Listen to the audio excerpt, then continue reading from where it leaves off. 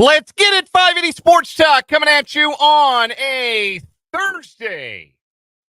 Hi, hello. How the heck are you? Hope you're having an outstanding day, and thanks for spending part of it with us here on 580 Sports Talk. Dan Lucero, Brendan Wrzinski, Spencer Dupuis, the gang's all here on this Thursday afternoon. We are here with you until 6 o'clock. We've got a jam-packed 4 hours of sports talk to bring you here this afternoon. So thanks for tuning in, whether you're listening on 580 WIBW, FM 104.9, online worldwide at 580WIBW.com, or partaking in the video stream on YouTube, 580 Sports Talk, Twitter, 580 Sports Talk, and Facebook, WIBW News. So many ways you can watch, listen to, be a part of the show today. And we thank you for making us a part of your day. Royals, doubleheader sweep. The boys have been playing a little ball again. That's the most the boys are playing some ball the Royals have felt in a while, frankly. Their doubleheader sweep of the Cardinals yesterday. I can only imagine what the fine folks of St. Louis Cardinals baseball internet have been saying about the boys. How much do you think the word disrespect has been used in the Usenet groups or wherever Cardinals fans congregate online? No, I'm sure some of them were trying to look into deportation of Salvador Perez after he homered in both games. The absolute worst fans. Let me change that. I would like to change that because I don't want to say anything too personal toward any one individual. The worst fan base. I would like to make it more umbrella than to specify individual fans. The worst fan base in sports. It is worse than like Alabama football and Laker NBA fan. It is worse than Yankees fans. It's worse than all of them. The St. Louis Cardinals. What about Brennan's hatred towards specific sports entities in the St. Louis area all the way until you go to Columbia? So here's the thing about Missouri fans. There's at least a couple I like on a personal level. I think one Cardinal fan I like. Legitimately, I think I know one Cardinal fan in person who I actually like. I know a handful of Missouri graduates. Our good friend Matt Derrick. Matt Derrick is maybe the nicest person I've ever met in my life. He is such a good person, even though he went to the University of Missouri. But I would say Cardinals fans worse than Missouri fans. But let's not forget, there is a lot of overlap. That Venn diagram, almost one circle. It's the state university, and the state of Missouri, predominantly red. The western half, a little blue, but predominantly Cardinal red. Ironically, baseball fans who are Missouri grads who aren't Cardinal fans, probably mostly Cubs fans. No, that's fact. If we're being honest, a lot of Cubs fans. You get a lot of western, southwestern Illinois. Oh, yeah. Hell, even central Illinois. There are a lot of Cardinals fans. Yeah, you get. I have some blood on my hands as well, but Cardinals fans, the worst. So all that to say, all that exposition to say, if you can beat the St. Louis Cardinals, it feels great. You can win a series from them. It feels phenomenal. You sweep them, even if it's just 2 games and all played on one day. It is an ecstatic kind of feeling, the kind of thing that charges you forward. You think, damn, we can do anything. We feel great about this. And to be honest with you, I bet some of those players feel the way a lot of fans feel about that team too. I would not be surprised one bit if you heard some of those Royals players say, oh yeah, I love beating the Cardinals. It was a great day for the Royals. It might be a great day and change for the Royals. The Guardians are 7 outs away from getting blown out by the Detroit Tigers in Detroit on getaway day today. So the Royals could be 7 back of first place as they head to the Fenway Park, to take on the Red Sox Friday, Saturday, and Sunday in the final series before the All-Star break. Really, really good day for the Royals. We'll break it all down here on this edition of 580 Sports Talk. Did the Tigers and Guardians not hear me the other day when I was very clearly saying I need the Tigers to finish with 81 or fewer wins? Taking 3 of 4 from Cleveland is not helping me. Well, folks. No, they're also 7-3 in their last 10. Look, the pitching matchup today was Jack Flaherty, who's having an excellent year, and Spencer Howard, who pitched more like Mo Howard. Ron's brother? No. No, not Curly or Shamp's brother either, but he pitched like one of those Howards today. So that's how you get there. They're in the middle of the 7th at Comerica Park, and the Guardians are down 10-1, which means the Royals will have gained 2 games on Cleveland over the course of the last 48 hours. We'll talk Royals baseball to start the show. Ask if the Royals really need to be targeting one position on the diamond in particular, where it looks like there are going to be some really interesting options available for acquisition, particularly if the Royals are looking to add a player who can help them beyond 2024. We'll discuss that as we go along here today. We're going to talk some Chiefs football today. Bill Barnwell of ESPN.com ranked the skill groups in the NFL. Now, it's important to note that skill groups includes running backs and wide receivers and tight ends. Does not include quarterbacks. So hold your pitchforks, Chiefs fans, because the Chiefs don't rank in the top 10. They didn't rank in the top 10 last year either. They won the Super Bowl because not included in the skill player rankings, but certainly influential in how they produce, is the best quarterback in the history of the game. So there's that to consider. But where did the Chiefs rank this year? Did they improve their position player group this year? How bad are the position player, the skill player groups for the other AFC West teams? Let me answer that question for you. They're hysterically bad. And who have the best position groups in the league, according to Bill Barnwell and according to us? We'll get to that a little bit later on in the show. Because it is the week of Big 12 football media days, we've talked a lot of Big 12 football this week, and that will continue. There were major feature stories written, one at ESPN by Adam Rittenberg about Jalen Daniels, one at CBS Sports by friend of the program, Shahan Jayaraja, about Avery Johnson. We're going to discuss some of the revelations from those features, particularly when it comes to Jalen Daniels, just what he's going through physically to get back on the field this year, and whether that is maybe a little bit of cause for concern for Jalen Daniels. Back injuries are tough, but it seems like Kansas is giving him, and Daniels himself is giving himself, the best opportunity possible to stay healthy, and get out on the field and be a contributor this year. So we'll talk about both of the Sunflower State's starting quarterbacks. And in the spirit of something we did a couple of weeks ago where we drafted the quarterbacks in the Big 12, today we're going to draft the running backs in the Big 12, based purely on who you would like to have on your team in 2024. There are a lot of good running backs in the conference. Bold statement, I know. Very bold, very brave. I'm the only one saying this. There are lots of good running backs in the Big 12 Conference in 2024, which is what will make our snake draft of running backs that much more intriguing. So we'll do that at the top of the 3 o'clock hour on the show today. Rick Peterson will join us bottom of the 3 o'clock hour for the Lewis Toyota High School Whip Around. Pistol has been compiling the top 100 athletes in Shawnee County history, both men and women. And those lists are starting to go up bit by bit over at TopSports.News. So we are certainly going to ask him about that. The women's list, 81 through 90, went up today. So this is quite an undertaking that Pistol is doing, and we're going to ask him all about it, ask him about his process and some of the names that have been revealed on the list so far. That's coming up at the bottom of the 3 o'clock hour. Plus, all of the other things you've come to know and love from a Thursday edition of 580 Sports Talk. We'll do a little either or over under. We will have 2 new What Is Wrong With You stories. See if anyone can thrown. I'm not going to be able to say Matthew Pancake with a straight face. Not the rest of this week, and maybe not ever. Which is to say it's going to be a tough weekly champion to beat. But we'll have 2 new stories. I think I got a solid contender today. We'll see.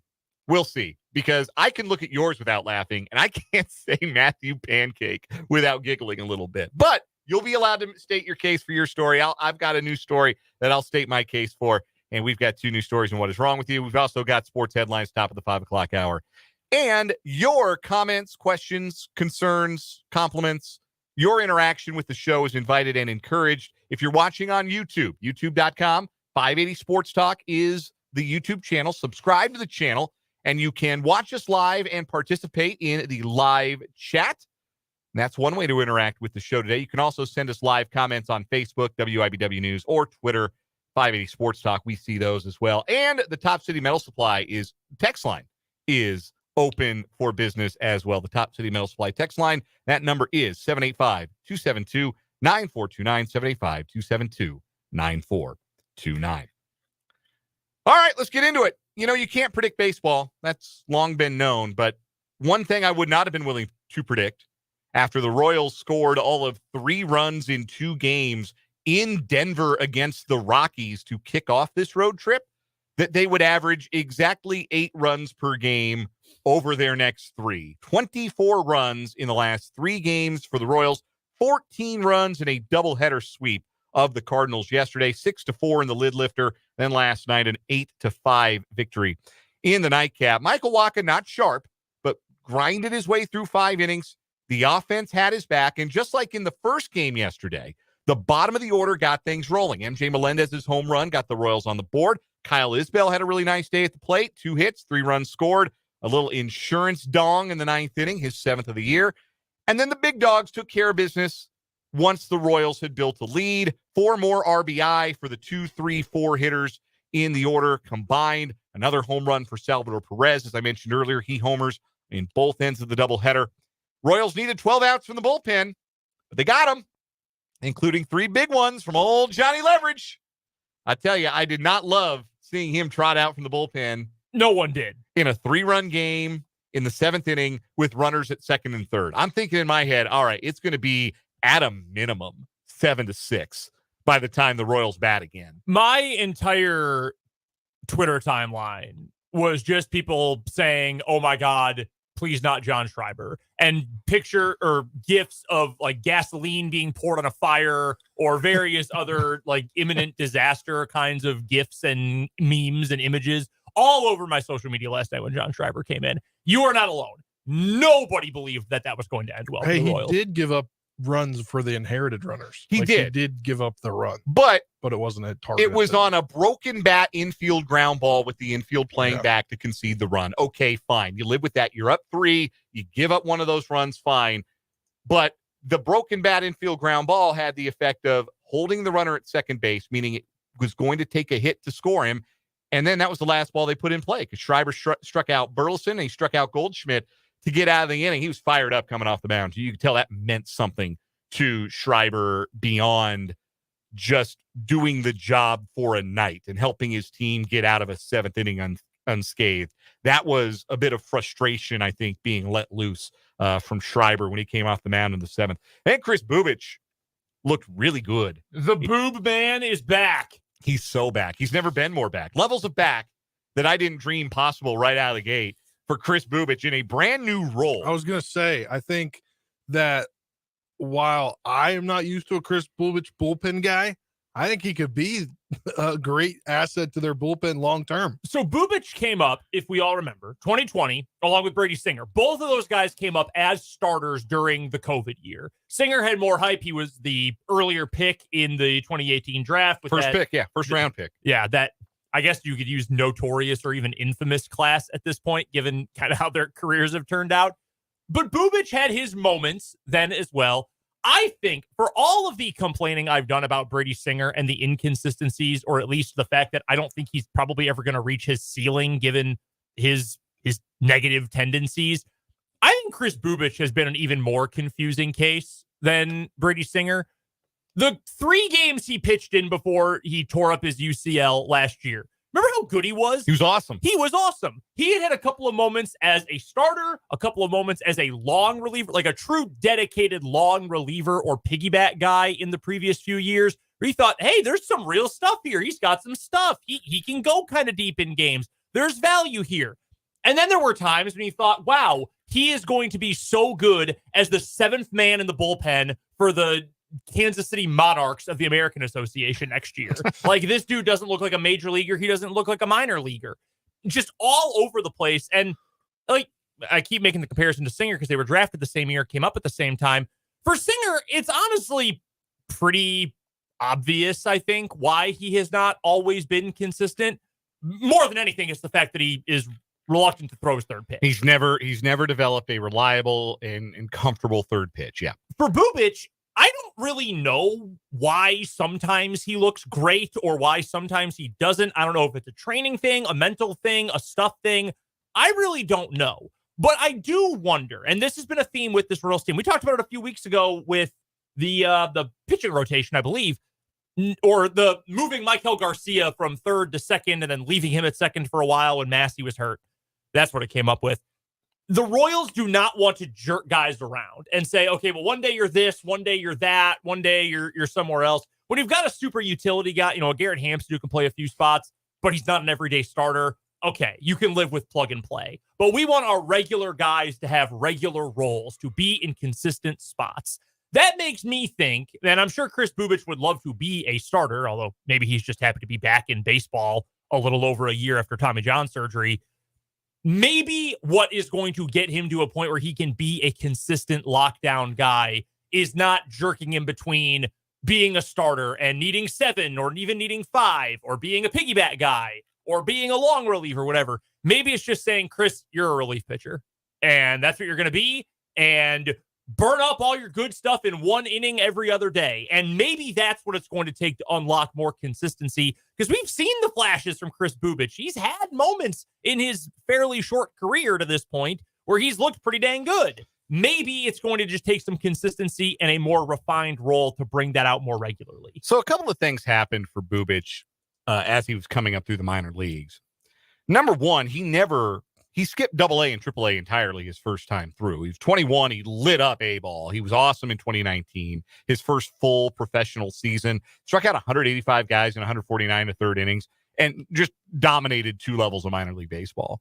And then went straight to the bigs in the COVID year. So that's a weird year of development already there for a lot of guys. And I really do think that when we look back at the class of young players who were in development in that 2020 season, we're going to see that was harmful to a lot of guys and their development as players. The other thing that happened was he came up to the major leagues and Cal Eldred was the Royals pitching coach. And there's a very clear line of demarcation for Chris Bubic from looking a little bit overwhelmed at the major league level, looking unsure, looking inconsistent from outing to outing, and looking confident and looking strong. And that line of demarcation is Cal Eldred's exit from the Royals organization and Brian Sweeney's entrance and a whole lot of new data ideas and a lot of new coaching for Chris Bubic, who, by the way, is no dummy. You know where Chris Bubic went to school, right? Oh God, Chris Bubic. He went to, I'm trying to, God dang it. Stanford. He went to Stanford. Okay, you know what? I really did not know that. Yeah. I was going to guess somewhere East Coast. So I remember that class. The pedigree of those dudes was awesome in 2018. Singer went to Florida. Great baseball program. Jackson Kowar went to Florida. Great baseball program. Daniel Lynch to Virginia. Good baseball program. Smart guy, obviously. Heasley was Jonathan Heasley, Oklahoma State. Yeah, good program. And Chris Bubic, Stanford. So the kind of guy you would think, if presented with some new analytic data, some new evidence, some new ideas, might really take to those. And it certainly looked like that was the path he was heading down. It was only 3 starts, but they were really encouraging to start 2023. And then his elbow went and he had to have Tommy John. But now he's back. Now he's in this role, and the Royals seem committed to letting him work out of the bullpen moving forward. His first outing, of course, first outing back in the major leagues in 15 months, as low leverage as it gets. 9th inning of a 10-1 ball game on Sunday. That was not low leverage last night. That was a 2-run game in the 8th inning. And they said, hey, go get us some outs. And he shoved. He carved up 2 strikeouts in his 1 inning of work. The calculus changes for the Royals at the trade deadline if Chris Bubic is someone they can trust, because that's what they've looking for. That's what they've been looking for. High leverage guys, pitchers that can get the job done. And he went right through some big bats and some big lefty bats, powerful left-handed bats in that St. Louis order. He got Nootbaar, he got Arenado, and he got Gorman. And my mistake, he only struck out Gorman, but still 3 quick outs through that order, got the 2 lefties, struck out Gorman, who, I know he strikes out a lot, but he's also a power threat in a 2-run game. You got to stay away from that. For his first ever, high leverage outing as a relief pitcher, that was as encouraging as it gets. Mm-hmm. And then James McArthur, who again has only allowed 1 run in the last month and 2 days. And it was yesterday, the home run to Goldschmidt. If he's starting to settle things down a little bit in the 9th inning, again, that means you don't need to push in a bunch of chips to go get a ton of relief help. Maybe just one guy is all you need to maybe push John Schreiber into a more comfortable role, or push Angel Zerpa into a more comfortable role, or even just add a right-handed arm, maybe with some 9th inning experience if McArthur gets overworked or falters down the stretch. I still think Carlos Estevez from the Angels makes a lot of sense. That's a rental. I'm okay with a rental reliever. Even though the Royals and owner John Sherman have talked about wanting to maybe target players who are going to be under team control beyond this year, and more about that in a minute, I think rental relievers make more sense because those are going to cost you less. Mm-hmm. And the Royals don't have a ton of prospect capital to draw from. Yeah. So go get a guy with 3 months of team control who's been an all-star closer like Estevez and plug him into some high leverage situations. And then all of a sudden, if Bubic is a real guy, you start to feel a little bit better about what this bullpen can be. No, I agree. Generally speaking, if you need to add bullpen at the deadline, which as I have said, as we have said for years now, every single team could. All 30 teams in Major League Baseball, unless you are outright trying to tank. Nobody has 8 good relievers. No, it doesn't exist. Don't know if you know this. That's like talking about, the one comparison that I've made before is relief pitchers. Good relief pitchers are like good edge rushers in the NFL. You cannot have enough of them. Say, oh, yeah, no, we've got enough pass rush. No, you probably don't. You always need to get after the QB. The way you phrased it right there, nobody's got 8, makes me think of another NFL position. When you start talking about how good is your offensive line depth, you're probably cooked, because there's a reason that your third tackle is not one of your first 2 tackles. Generally, he's too skinny. He's got bad technique, whatever. There's really no such thing as The Chiefs are the closest thing that we've had in the NFL to offensive line depth in recent years. And Nick Allegretti is like, fine. He's a completely okay NFL player, which worked for the Chiefs because they have a bunch of other talent. Relief pitchers are the same way. Like, if you're talking about, man, we need to get to our 8th guy is coming up in a big spot. Yeah, it's tough. That's I probably wouldn't bet on you. I'm not putting a live bet in on your team if you're bringing in your 8th guy in a high leverage situation. So everybody could use a guy like that. My philosophy, if I was building a team, though, what position, starting pitcher, relief pitcher, position player, is the most volatile year to year? Relief pitching. By far, by miles and miles and miles, I would always go rental. Like, Mason Miller, obviously, would be the crown jewel of a trade because he's such a good player for a really bad A's team.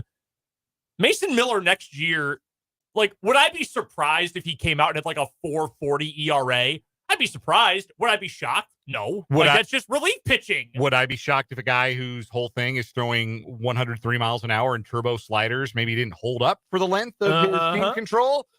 Yeah, that's another factor too. So I would rather not dedicate a massive amount of, frankly, very limited capital if I'm the Royals in a guy who he could be a solution for 2 or 3 years. Now, figure out the now and then work this offseason, work toward building the next bullpen.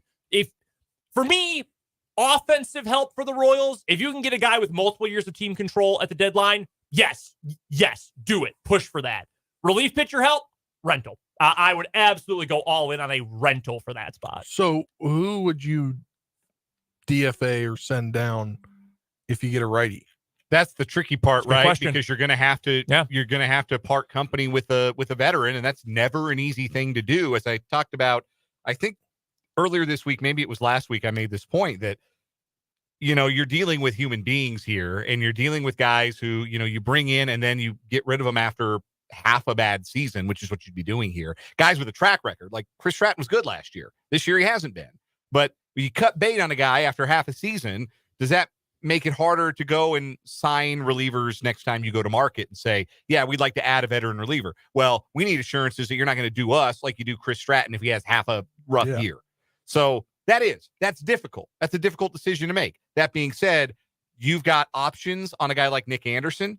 You've got options on a guy like Angel Zerpa if you wanted to move forward with Bubic and Long as your left-handers, and Will Smith, or maybe Will Smith is the guy. Will Smith is striking out 5 guys per 9. That's not a major league reliever. No. Like, I know he's had success. He's been better. He's keeping the ball in play. He's not walking as many guys. That's all well and good, but like, if that's your only other guy with like real 9th inning experience, I don't know that necessarily is worth keeping unless you really believe in the theory that whichever team Will Smith pitches for in a given year goes to the World Series. Yeah. Because it has happened the last 3 years. I don't know. Maybe you don't want to roll those dice if you're KJ Piccolo. But no, you're right. Seems a little risky. You're right, Spencer. It is. It's a difficult call, but like, you're just going to have to bite the bullet at that point and say, look, we've gone out and gotten a guy who's having a better year than you. And wish you luck. We'll try and, I mean, if you make the move early enough, you could try and find a home for that reliever with somebody else. But that's just how you're going to have to do business. You're going to have to make a tough decision because this didn't end up being a year where veteran presence matters, production matters. Yep. Because you're in a playoff race. We're going to take a break. We'll talk about just how important yesterday was to the Royals' playoff chances. It was a really good day for the boys in blue with that doubleheader sweep. And the position I think they should be targeting for a short-term and a long-term solution. That's coming up. We're just getting rolling on this Thursday edition of 580 Sports Talk Live from the Kansas Drive to Zero studio.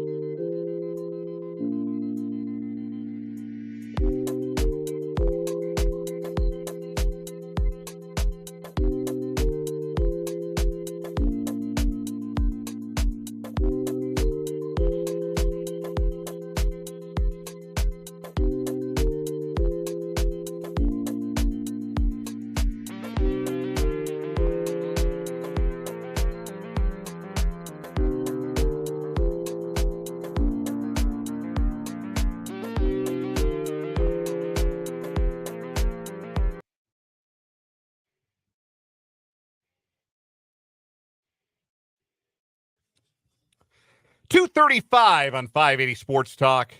Dan, Brendan, Spencer with you on this Thursday. Talking lots of Royals baseball here. I wanted to share, this was sent to us from our good pal, our summer intern, Trenton Kraxner. From north of the border, eh? Yes, he let us know Canada. He did reach the Great White North today. So he is officially no longer in the United States, on his way to watch some CFL football this weekend.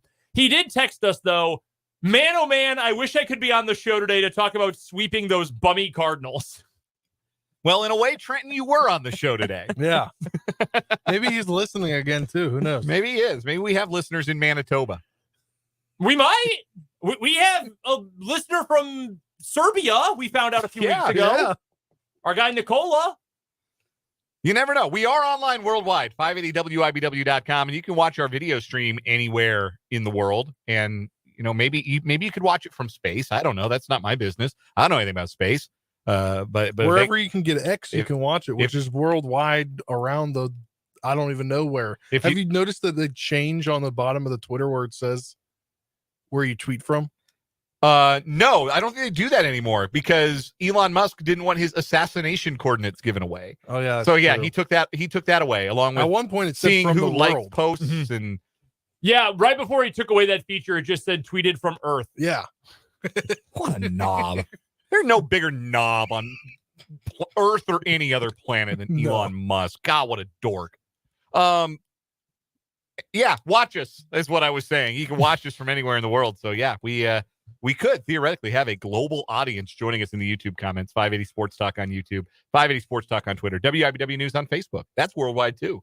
Yeah. All kinds of Always AI generated art and what have you. Everything's worldwide these days. Yes. Almost. Yes. Almost. So we were talking about the Royals at the trade deadline. And John Sherman went on Kansas City Sports Talk radio station the other day and said that their interest is in improving the team for this year and beyond if they're going to cash in any prospect capital. Again, the issue for the Royals is they just don't have a ton of that. They don't have a great farm system right now. So, like any of the bold face, like you're really a diehard follower and you've heard of a prospect, there's not much depth in the system beyond like the bold face names. Your Gavin Crosses, Caden Wallace's, Dan Cadernas, Frank Lizzicatos, guys like that your former first round pick or your number one prospect like Blake Mitchell. Not a lot of depth behind that you can use as a trade chip to go and improve your team. So if the Royals going to cash in any of those guys, it should be for a player who's going to help them along. And in a way, I think that helps narrow your focus a little bit if you're JJ Piccolo and say, look, I'm going to part with any of these prospects we like right now in a farm system that's pretty fallow as is. It better be for somebody who's going to be in your roster in 2025 and maybe even in 2020 as well. Our friends at Royals Review wrote up a list of third basemen. This was Mac Reefer, friend of the program. A list of third basemen might be available at the trade deadline. Guys who have played third base, guys who maybe have some team control, some of them don't, and who might help the club. And there are some names on here I'm not wild about. Like, I want to start at the bottom and get your reaction to Patrick Wisdom, Brendan. He stinks. Patrick, if you go to a Baseball Reference or a Fangraphs and you see, wow, most of these numbers look kind of crappy, but like his OPS plus is above league average. His weighted runs created is above league average. It's because all he can do is hit home runs. Yeah. And so it's way heavily, all those metrics weight home runs. And he's not even doing that this year. And he's not an everyday player either. He stinks. He's a bad baseball player. He was also like a 29-year-old rookie. Don't waste your time. Yeah, he's hitting a $189 with 3 homers and 103 plate appearances this year, at least at the time of the writing of this article. He is not an everyday player for the 2024 Chicago Cubs offense. That is all you need to know. Yeah. That is not worth your time. That tells you everything you need to know. The Tigers' Gio Urshela is on a 1-year contract. He's not really hitting this year. Good defender, can play all over the infield. Really good over at third, but not hitting for a lot of power. And I don't love, again, the idea of a rental player there. Abraham Toro of Oakland, he's hitting 260, but only slugging 386. Again, he's another versatile guy, and he doesn't get to free agency until 2026. Ahmed Rosario is here. Luis Rengifo is a name we've talked about a lot from the Angels. He's on the injured list right now with a wrist injury, but he was hitting 315 with a 442 slug, 22 stolen bases. He's hard to strike out. Like, he feels like a Royal in those ways. Like, makes a lot of contact, doesn't strike out much, steals bases, versatile. Like, he feels like a Royal if he's healthy and somebody that the Royals could acquire. He's under team control through next year, so you'd have him for a year and a half. Toronto's Isaiah Kiner-Falefa having a career year at the plate on an affordable, team-friendly deal through 2015. Good defender, could even catch in a pinch. And the Blue Jays look like sellers now, all of a sudden. Matt Chapman of the Giants, that might be a little cost prohibitive. He's got a $17 million player option for next year that I feel like he might opt out of. He's got 12 home runs this season, was a Gold Glove defender at his best. I like the player. That's an interesting thought. I just don't know that there's offensive value for him at the K if the home runs stop leaving the park. Though, in fairness, the park in San Francisco is not really home run friendly. So No. that's probably diminishing his power just a bit. Detroit's Andy Ibanez, not really interested in him. Here are the two names that stand out to me on this list. The first one, because I'm the most familiar with him, is Colorado's Ryan McMahon. Having a career year, made his first All-Star team, hitting 274, 14 home runs, hasn't homered in a while, but 14 home runs this year. Gold Glove finalist each of the last 3 seasons, can play second base in a pinch. He's got 3 seasons left on a 6-year, $70 million contract. So a team-friendly deal. The only problem is the Rockies have the worst farm system in baseball. And much like late-era Dayton Moore, they keep guys around, not because it makes baseball sense, but because they like having guys around. If you... okay, you as a Rockies fan, you're a Rockies fan, brethren. If I was in your position and I saw Ryan McMahon get traded to the Royals, if I'm not getting back like the top 4 prospects in the Royal system, I'd be livid. Because why would you give up your best? And I hate talking about players like assets in this context. Like you can just have a great player and it's not an asset necessarily. But the Rockies are just in such a bad place that all their players are either assets or, liabilities at this point. If I gave up my best asset to another team with a bad farm system and didn't get their very best of the best and a lot of it in return, I'd be furious. Whereas, and according to this here, there are reports the Dodgers and Yankees would also be interested. Anybody should be interested. This is a really good player in his prime. I'd be much more interested if I knew the centerpiece of a trade would be George Lombard or one of those other dudes for the New York system. That's just like all their dudes mash. They have like 10 dudes between all of their different minor league systems who all could hit like 40 home runs. It's crazy. It seems like they always do. Yeah, right? they always have guys because they can pay for them. So I would not be happy if I was the Rockies. But, and I'm sorry to say this about your Rockies, why do bad teams stay bad? Because they're poorly run and they've got bad front offices and bad ownership. It's the worst front office in baseball. There's no close second. And Ryan McMahon makes them happy to have in the locker room. So they're going to keep him around. He's going to be the best player in a bunch of 60-win teams for the remainder of his contract, which mission accomplished, Dick Monfort. Anyway, the Royals should absolutely, though, call and make an offer because run prevention, left-handed power, third base set for the next 3 years. Good player. Good guy to have around in the clubhouse. He really is. I would make the call if I were JJ Piccolo, and I would do everything I could within reason to try and get McMahon out of Denver. The other name is Isaac Paredes from Tampa Bay, another all-star. He had 31 dingers last year. He's got 15 home runs this year. The Rays have their third baseman of the future, Junior Caminero, who made his debut last year at 19 years old. Under club control through 2027.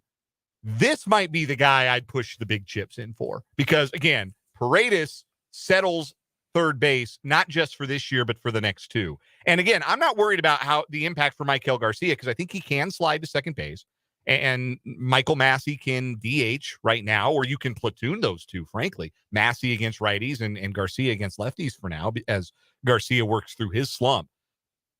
I like the idea of solving a power position with power and doing so for the next 2.5 years. That, to me, would be worth getting serious about. Do we want to trade Gavin Cross? Do we want to trade Ben Cadorna? Do we want to trade Walter Pennington? Like, do you want to move on from those guys? Probably not, but Paredes is good enough, productive enough for me that I would say, yeah, I got to think seriously about making this upgrade for the 2024 Royals and then the next 3 years. He's through 2027. He's under team control. My question is, do they have enough prospect power to make any of these trades? Well, they don't have the depth to make a lot of them. So that's my concern. Yeah. So they don't have the depth to go get a Paredes and like the top reliever on the market. Yeah. So or the top pick and choose. Yeah. If you're going to cash in your big chips, you've got one shot. You've got one move to make. And for me, if I were going to do it, if I were JJ Piccolo, it would be third base, and it would be for a third baseman with team control. I agree with that. We're going to take a break here on 580 Sports Talk, and interested in your thoughts on the Royals, you can hit us up in the YouTube comments or on the Top City Metal Supply text line, 785-272-9429. When we come back, though, we're going to talk about Jalen Daniels. He's back. He has a bad back. Is his back back? Are the Jayhawks back with Daniels' back? Well, I'm sorry. We'll talk about it next on 580 Sports Talk.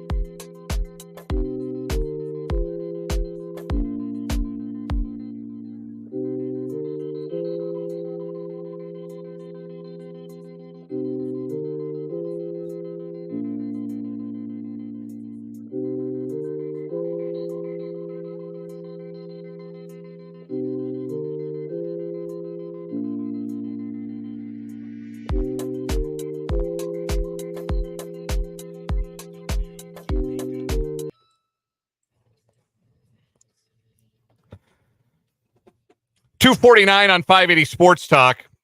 Great piece at ESPN.com by Adam Rittenberg about Jalen Daniels. Kansas Jayhawks quarterback Jalen Daniels is ready for his comeback. Unlike me, no pun intended there.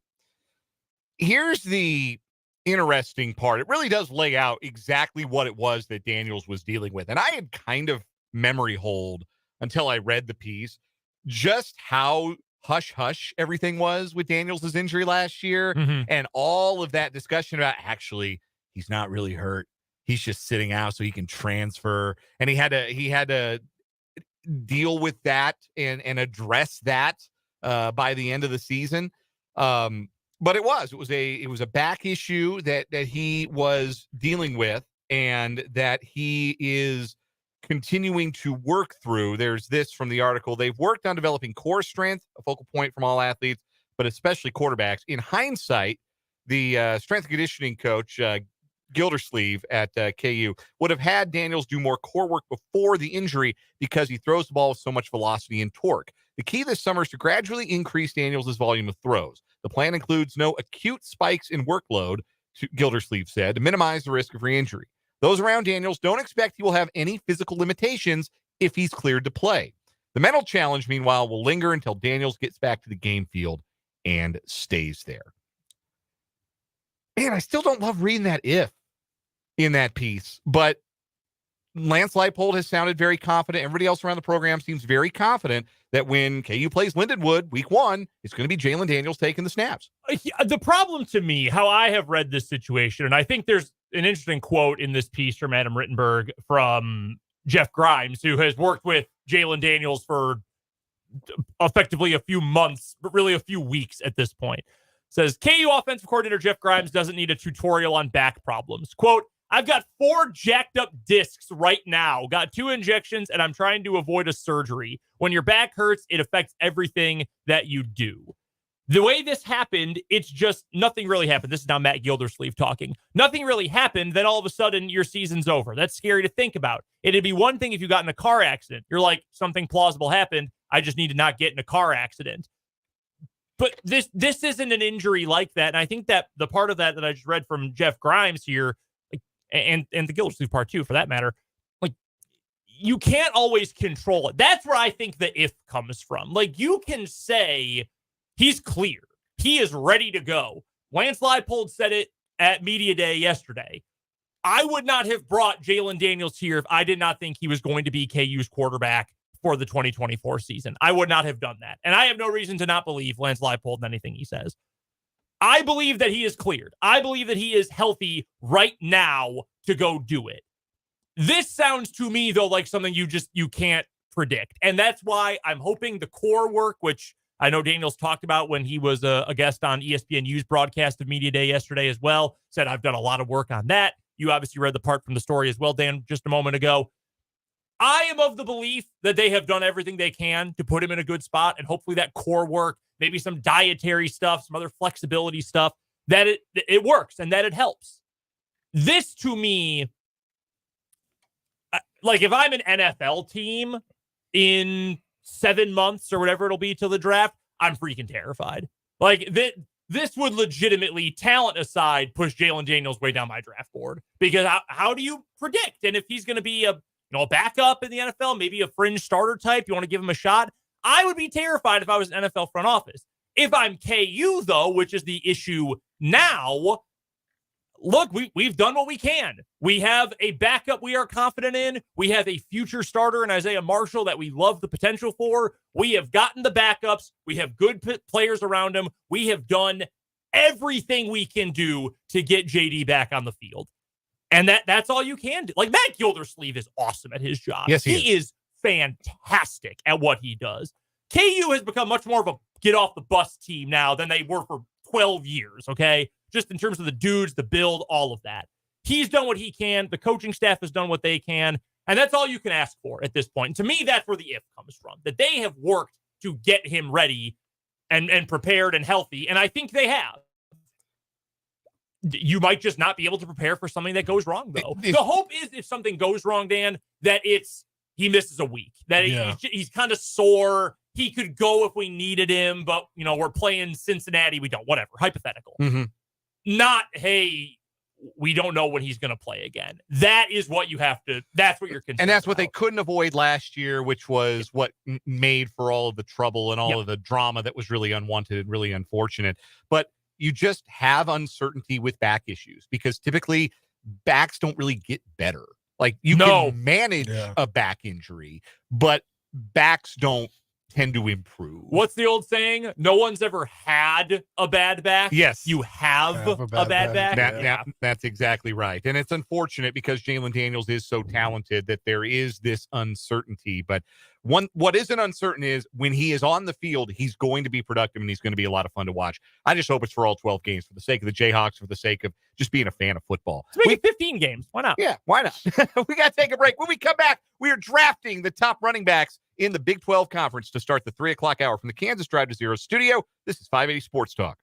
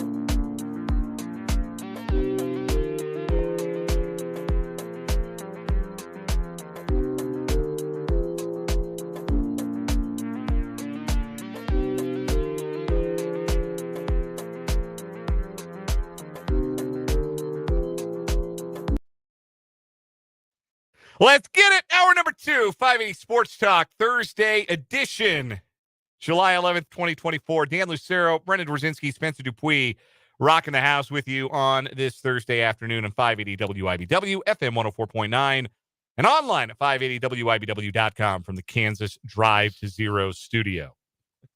Rocking the house, reminding me, of course, of the Stevie Ray Vaughan great, The House is Rockin'. Don't bother knocking. Which was a featured song on my favorite album of all time, the 1996 Chicago Bulls Stadium Songs album. Oh, sure. Which I own. And it's like extremely specific jock jams. Yes, no, it is, because every track alternates between like the Ray Clay announcing the starting lineups to What I Like About You by the Romantics to Marv Albert going a spectacular move from the 91 finals right into The House is Rockin'. It's incredible. It's at my parents' house, I think. I need to go find that CD. It's so good. How many of the jock jams and jock rock albums that ESPN produced did you own? Spencer, you may also answer this question, although you might be a little young for the jock jams compilations. I do believe I'm a little young. I did not own any of them. Wow, none of them? All right. I did not own them. And jock rock, I was way too young to own them. This is the part of the program where I date myself relative to you two guys. I had Jock Rock and Jock Jams Volume 1 on cassette tape. There we go. Jock Rock Volume 1. We Will Rock You, Blitzkrieg Bop, Rock and Roll Part 2, the canceled version. It's so good, though. It's awesome. It's the greatest arena song of all time, Rock and Roll Part 2. We really need him to be gone. Gary Glitter got a weird case. Why is he around? He's not around. He's very in prison. I Got You, I Feel Good by James Brown. Tequila is on this. You ever see the video of the guy doing tequila at a karaoke night? Yeah. Yes. Fun fact, one guy I used to work with, we did karaoke after we did our college football show with Tyson Bagent, former Shepherd quarterback. And I picked some Luke Combs song, and he copped out and picked tequila. He was like, oh, I gotta say one word. No, I respect that. Taking Care of Business is on this. Man, I need to find this. Well, I don't have anything to play a cassette tape on, I don't think, anymore. I need to find a CD. Jock Rock Volume 1 came out in 1994. Jock Rock Volume 2 came out in 1995. Jock Rock 2000 came out in 1999, though. Oddly enough. The original Jock... Man, they have 1 week by the Bare Naked Ladies on this. That is not Jock Rock. No, it is not. Terrible. What stadium has ever played 1 week? I will let you know that there are specialized playlists on Spotify. With all the Jock Jam songs? Yes. Hell yeah. That'll work. It's not like the Jock Jam album, but it's it's just the put songs together that to were make it up. released. All right, Yeah. I'll take that. Just the songs, because man, I have a hankering to hear Everybody by Black Box. The original Jock Jams featured classics such as Get Ready for This by Two Unlimited. Y'all ready for this? Yeah. Great Michael song. Buffer? Michael Buffer just saying, let's get ready to rumble. Whoop, There It Is by Tag Team. Tootsie Roll by 69 Boys. I don't know if you remember this, Dan. That played at my wedding. It did play at your wedding. That was on the very top of our list. Both Abby and I agreed, like, this is a must play. Man, Pump Up the Jam by Technotronic goes crazy. Pump up the jam. Pump it up. Oh, yeah. It Takes Two by Rob Bass Yeah, and that's a DJ good Easy one. Rock still slaps. Yeah. To this All-time day, classic. great song. You still hear that the Jock Jams in 1995. We're 30 years on, and some of these songs are still Jock Jams. You know what song? Go to a baseball game, inning-ending double play. Somebody gonna hit the "It Takes Two" button. You know what song is also on both the original Jock Rock and Jock Jams? What's that? Rock and Roll Part 2. Nah, it's that good. It's so good. I feel like I'm looking at these track lists and I feel like I'm going back in time to like when I was a kid. Oh yeah. It was like all the songs you could play at parties. Yes. Like the safe songs to play at kids' parties. 100%. I guarantee you, like DJs who did like 8th grade dances Yes. in the late 90s and through the 2000s had the Jock Jams CDs. Yo, dude, I want to tell you this. Jock Jams 5 has some heat on it. We Like to Party by the Venga Boys. All right. Miami by Will Smith. Bangers. There's some songs on here I don't know. Same. Deep to Right Field by Van Earl Wright. Well, Van Earl Wright is a broadcaster. That was just like the interstitial, like the interludes. Oh, so it's just it's kind of like those. I don't know if any of you guys know, like where there's new mixes where they'll drop in sounders, like the Tom Brenneman sounder. Yes, is one of the big ones.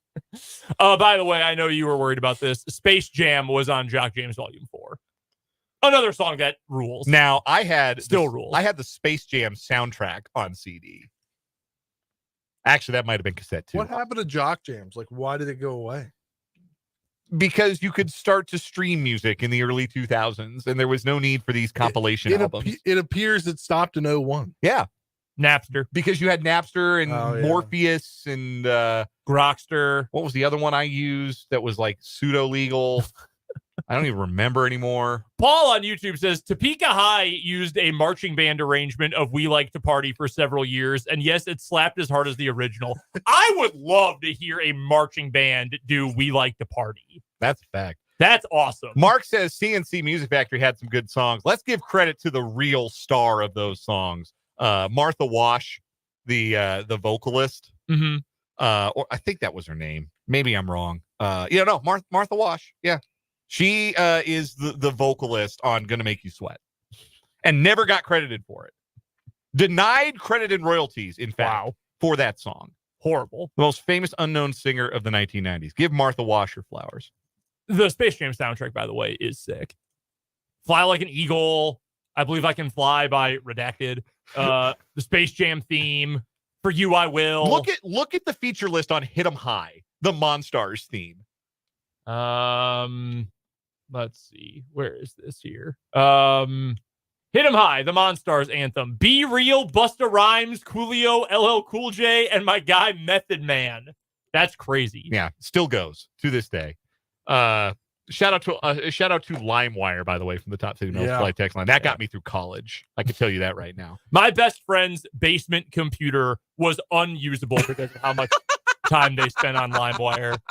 Yeah, you could not use it for anything except playing files from LimeWire. It just would freeze and die. When I was a kid, not sure how these tracks were all gotten, but before I had an iPod, my aunt used to burn us CDs.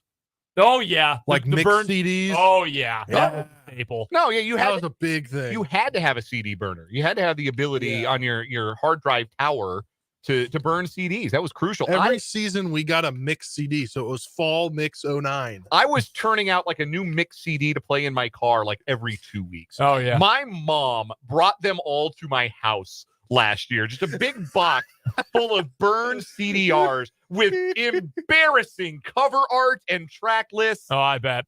They're never seeing the light of day again. The one thing that is important to note about LimeWire as well is how incorrect all the titles and artists were. Yes. I thought the theme, my friend and I thought the theme to the Drew Carey show, Cleveland Rocks, was by Weezer for like 15 years. I had no idea that was the presidents of the United States of America because he had downloaded Cleveland Rocks by Weezer. We just figured that was right. You look at, whoa, Tupac and Eminem and 50 Cent have a song together, and you downloaded a virus instantly. You had to check. Make sure you weren't downloading an executable. You were downloading an MP3. Question from the Top City Mills Fly text line. Was LimeWire semi-legal? Nope. Big no. Absolutely big not. No. Although, really, when you think about it, artists on Spotify are only making like pennies more than they were back in the LimeWire days when they were making nothing at all. Per so, I don't know if I should say this on the air. Well, now you started. Now you have to. So, at one point in the lives, we got a letter from our internet provider that told us to cease and desist for. This was you were man, I thought that was a myth that people got those. Like DVD or not. This was like shows and movies on. Oh like, yeah, you were really in the trenches. On like torrent or whatever it was. Torrenting, yeah. Oh yeah. I remember those days. All right, we got way off track. Later on this hour, we're going to be joined by Rick Peterson at TopSports.News. We'll play some either or over-under. Maybe we'll have time. But we do want to continue on with our series of drafts for Big 12 football 2024. A couple of weeks ago, we all drafted quarterbacks, took the top quarterbacks in the league. We all got 4 quarterbacks in the draft. Today, it's time to draft running backs from the best running back conference in the country. Now, the order of the previous draft, the quarterback draft, was that I went first and Brendan went second and Spencer went third in the snake draft format. So I go from first to third. Spencer goes up to second. And Brendan has the first pick in the Big 12 running back draft. Does he pick with his heart or does he pick with his head? Brendan, lead us off. Well, I'll be honest with you. I think it's the same pick. I'm going to go with Devin Neal. And I understand that also sounds like the homer pick. I know Ollie Gordon is a star. He's a stud, first-team All-American preseason. He was All-America last year. I understand all of those things. I am going to go with Devin Neal. I think he's going to have a big year. I would not be surprised if KU really rides him hard, even harder than they have before. And I know you've got Daniel Highshaw behind him. Maybe we hear Highshaw's name later in this draft. But when you're still trying to make sure Jalen Daniels is getting through an entire season healthy, doesn't it make a whole lot of sense that you would rely on a playmaker like Devin Neal to carry a little bit more of the load? He's a vet. He's extremely talented. He's a better receiver than people give him credit for.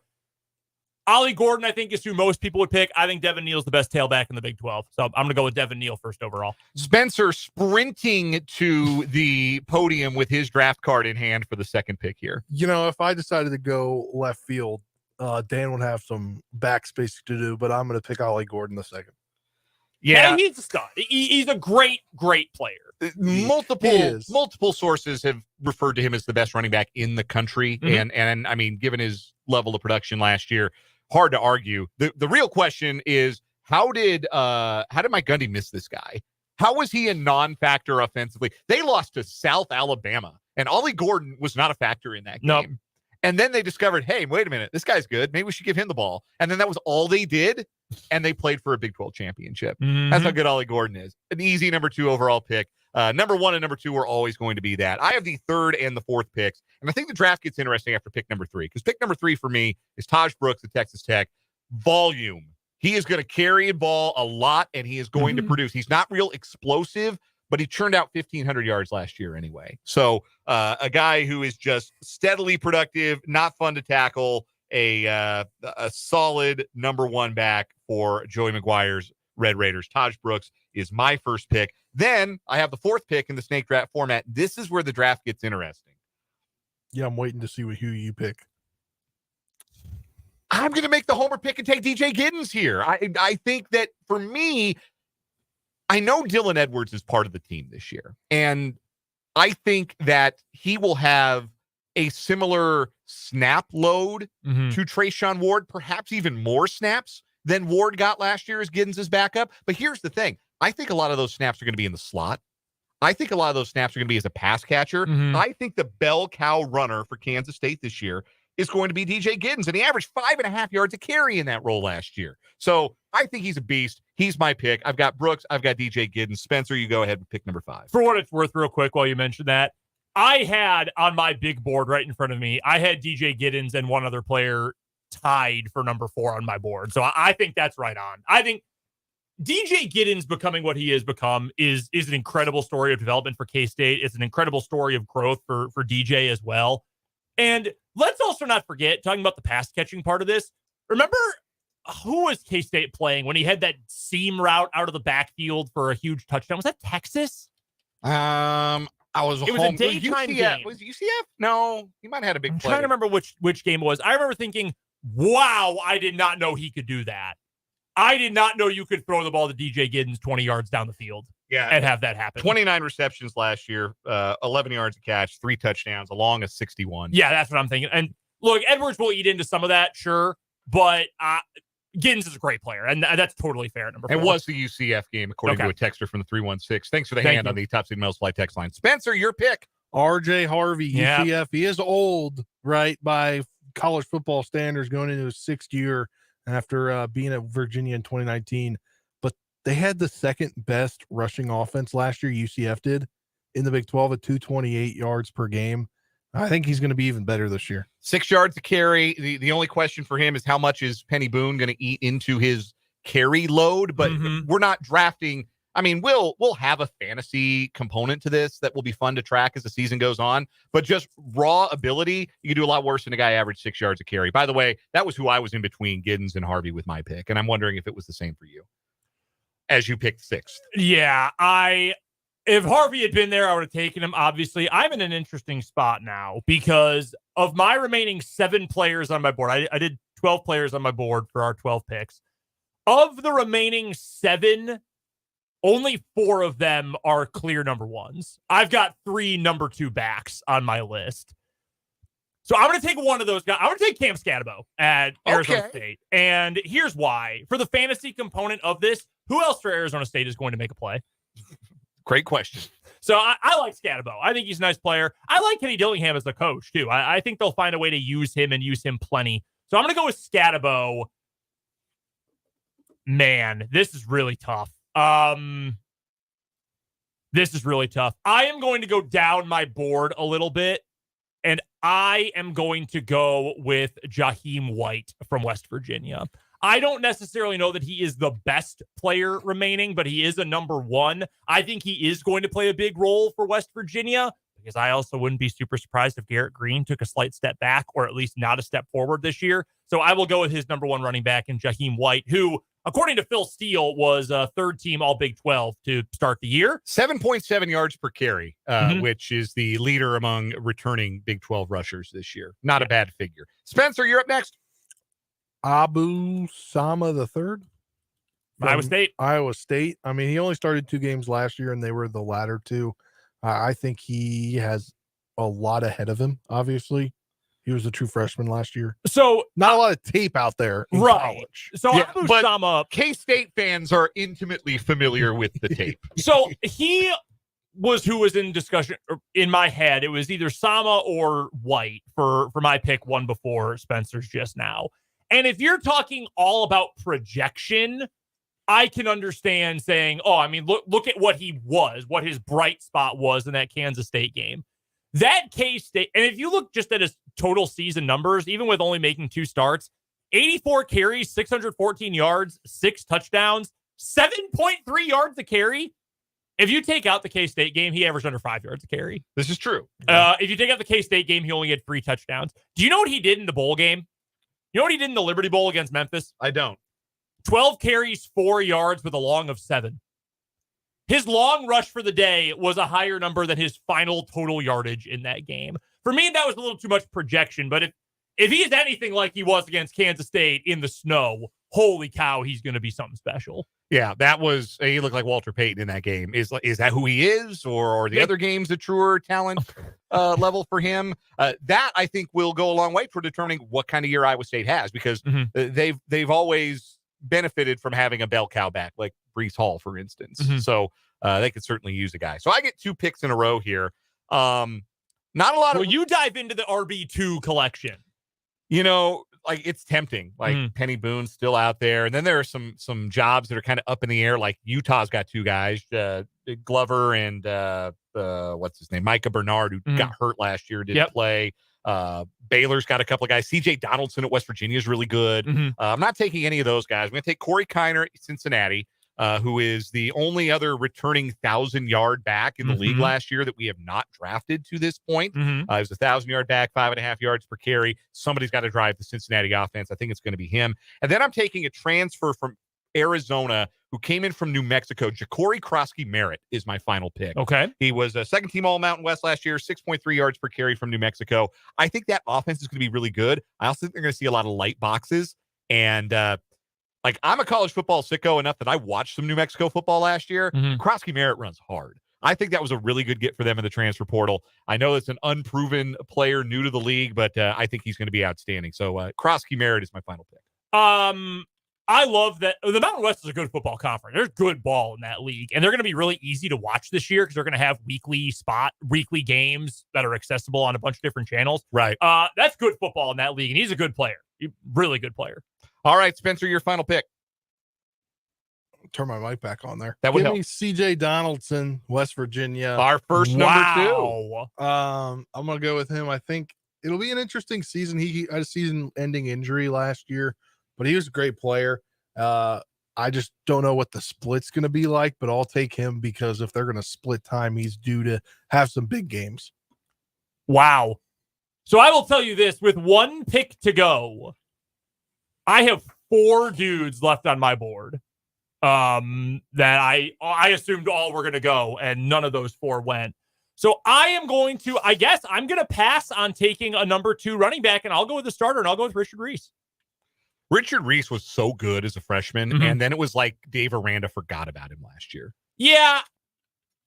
Like I said when we did our coach tiers the other day, if I was Dave Aranda, I probably would have hired a real estate agent at this point. I would be checking out realtor.com, seeing who's available. But I think Reese is a really nice player. I don't know what the hell Baylor is going to be this year, but I'll go with the guy who we know at least going into the year is the number 1. That leaves on my board Daniel Highshaw, Dylan Edwards, Penny Boone. If those 3 players were on the same roster, that might be the best running back room in the Big 12. I don't disagree. See, dynamic talents there. And honestly, if we went to 5 rounds, I was going to take one of those 3. Yeah. Probably. Unless Glover of Utah was still on the board, because I like him. He was really good for them last year, just a freshman. Yeah. So a lot of projection for him. I don't know how much. Man, a lot of good young backs in this league, too. Yeah. It's such an impressive group of running backs. So I thought about Dylan Edwards there, but I just think you made a valid point about what he'll do, and it'll be outside the run game. I think his biggest impact this year, maybe I should pump the brakes. Biggest impact, maybe not. Maybe he'll still get more carries than catches. But I think the explosive Dylan Edwards plays this year are going to come in the passing game. You're getting him in space. I mean, that's where you're going to find the most success with him, right? In space. I think he's going to be a guy that takes the screen pass and goes 30, 40 yards. For what it's worth, last year at Colorado, he led Colorado in rushing. 76 carries, 321 yards, 36 receptions, fewer than half as many receptions, 299 yards. He had 4 touchdowns through the air, 1 as a runner. Worth noting. Yeah, they couldn't run the ball worth a damn. And no. I don't know if they're going to be able to this year, which is why, Dallin Hayden is the transfer back from Ohio State. A lot of hype for Colorado this year, but are they going to block anybody?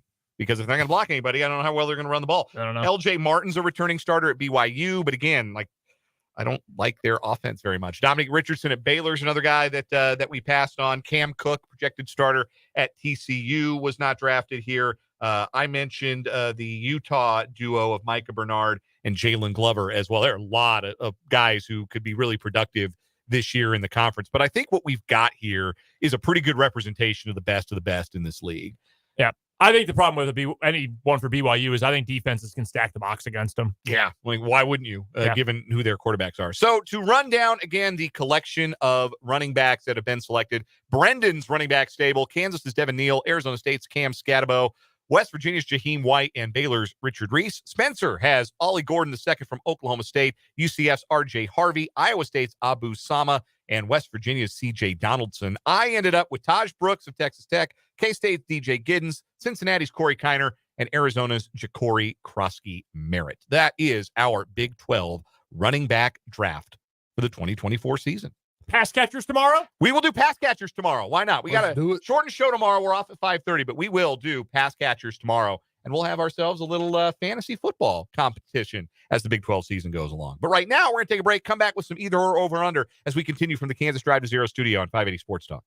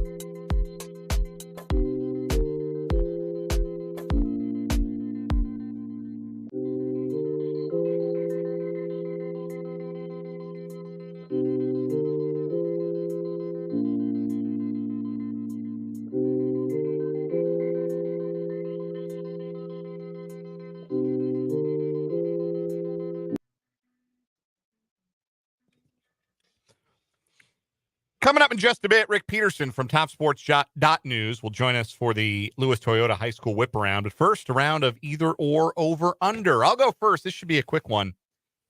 Team USA or the field? Who's winning the gold in men's basketball in Paris later this month? Team USA. Yes. Other teams have good teamwork. Other teams have good talent. That Canada team that the U.S. played last night has lots of good talent on it. You know who they could really use, by the way? Zach Edey. They have no centers. Yeah, they have no post presence at all. And in FIBA, you can just sit in the paint. There's no 3-second violation. Edey could just stand right in front of the hoop for a full 40 minutes or however long those games are. But the U.S. has all the talent in the world. Some of those guys have played in multiple Olympics. Team USA. It's a better built team than the 2004 team when they lost to Argentina. And maybe not as good as the Redeem team, but you have guys like Drew Holiday, like Derek White, both Celtics, who kind of flesh things out a little bit. I think they're more than good enough to win it all again. Canada and France are, I think, the two best teams other than the United States. And Team USA did not play well at all, really, in their tune-up game against Canada last night in Vegas, and they won by 14 points.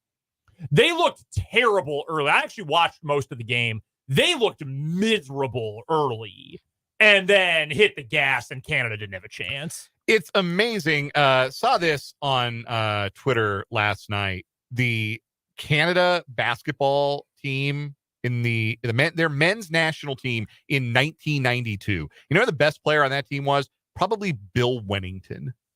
That was the best player on Team Canada. They had some other guys who were like decent college players, but nothing special in the NBA, like Mike Schmreck and Leo Routens. Like, those were the guys representing Canada in 1992. Now you've got SGA and Jamal Murray and Dylan Brooks and a bunch of like really good players. Canada, I think, can medal, absolutely. But I don't think anybody's touching Team USA based on what we saw last night in the tune-up game. All right, let's go with an over-under here. Over the last 3 seasons, not including this year in Major League Baseball, we already have had one no-hitter this year. But over the previous 3 seasons, 21 through 23, not including the COVID year intentionally, we averaged 3.6 individual one-pitcher no-hitters per season. I'm not counting the joint no-hitters. Over the next 5 years, over under 1.5 as the average per season. Are you giving me individual no-hitters? Individual.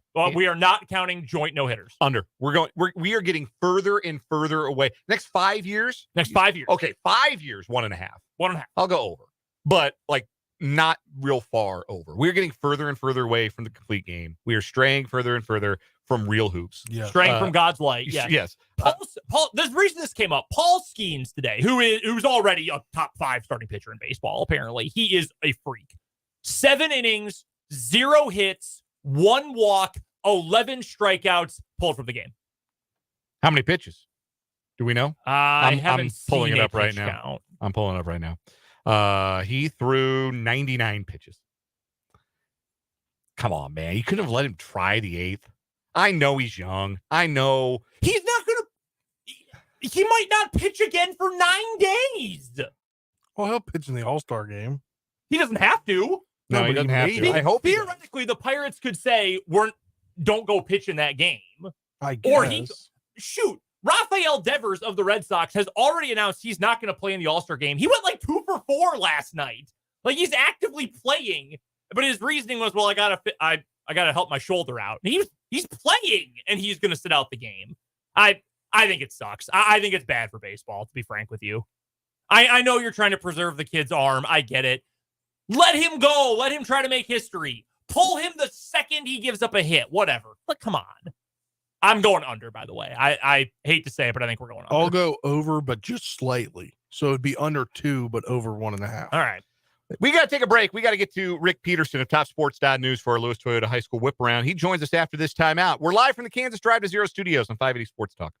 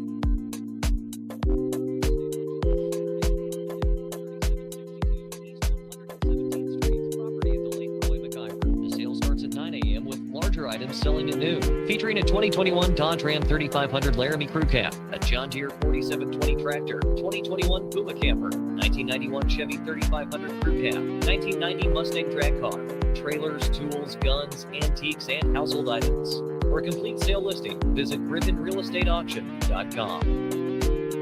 Alpha Media is proud to partner with Kansas Drive to Zero Coalition and encourage you to join Kansas Fans with a Plan. Always have a designated driver or other super ride to and from your destination. WIDW, Topeka. I'm Ricky Peterson. Their eyes, their hearts, and lives football requirements. And that makes Rick a citizen of the world.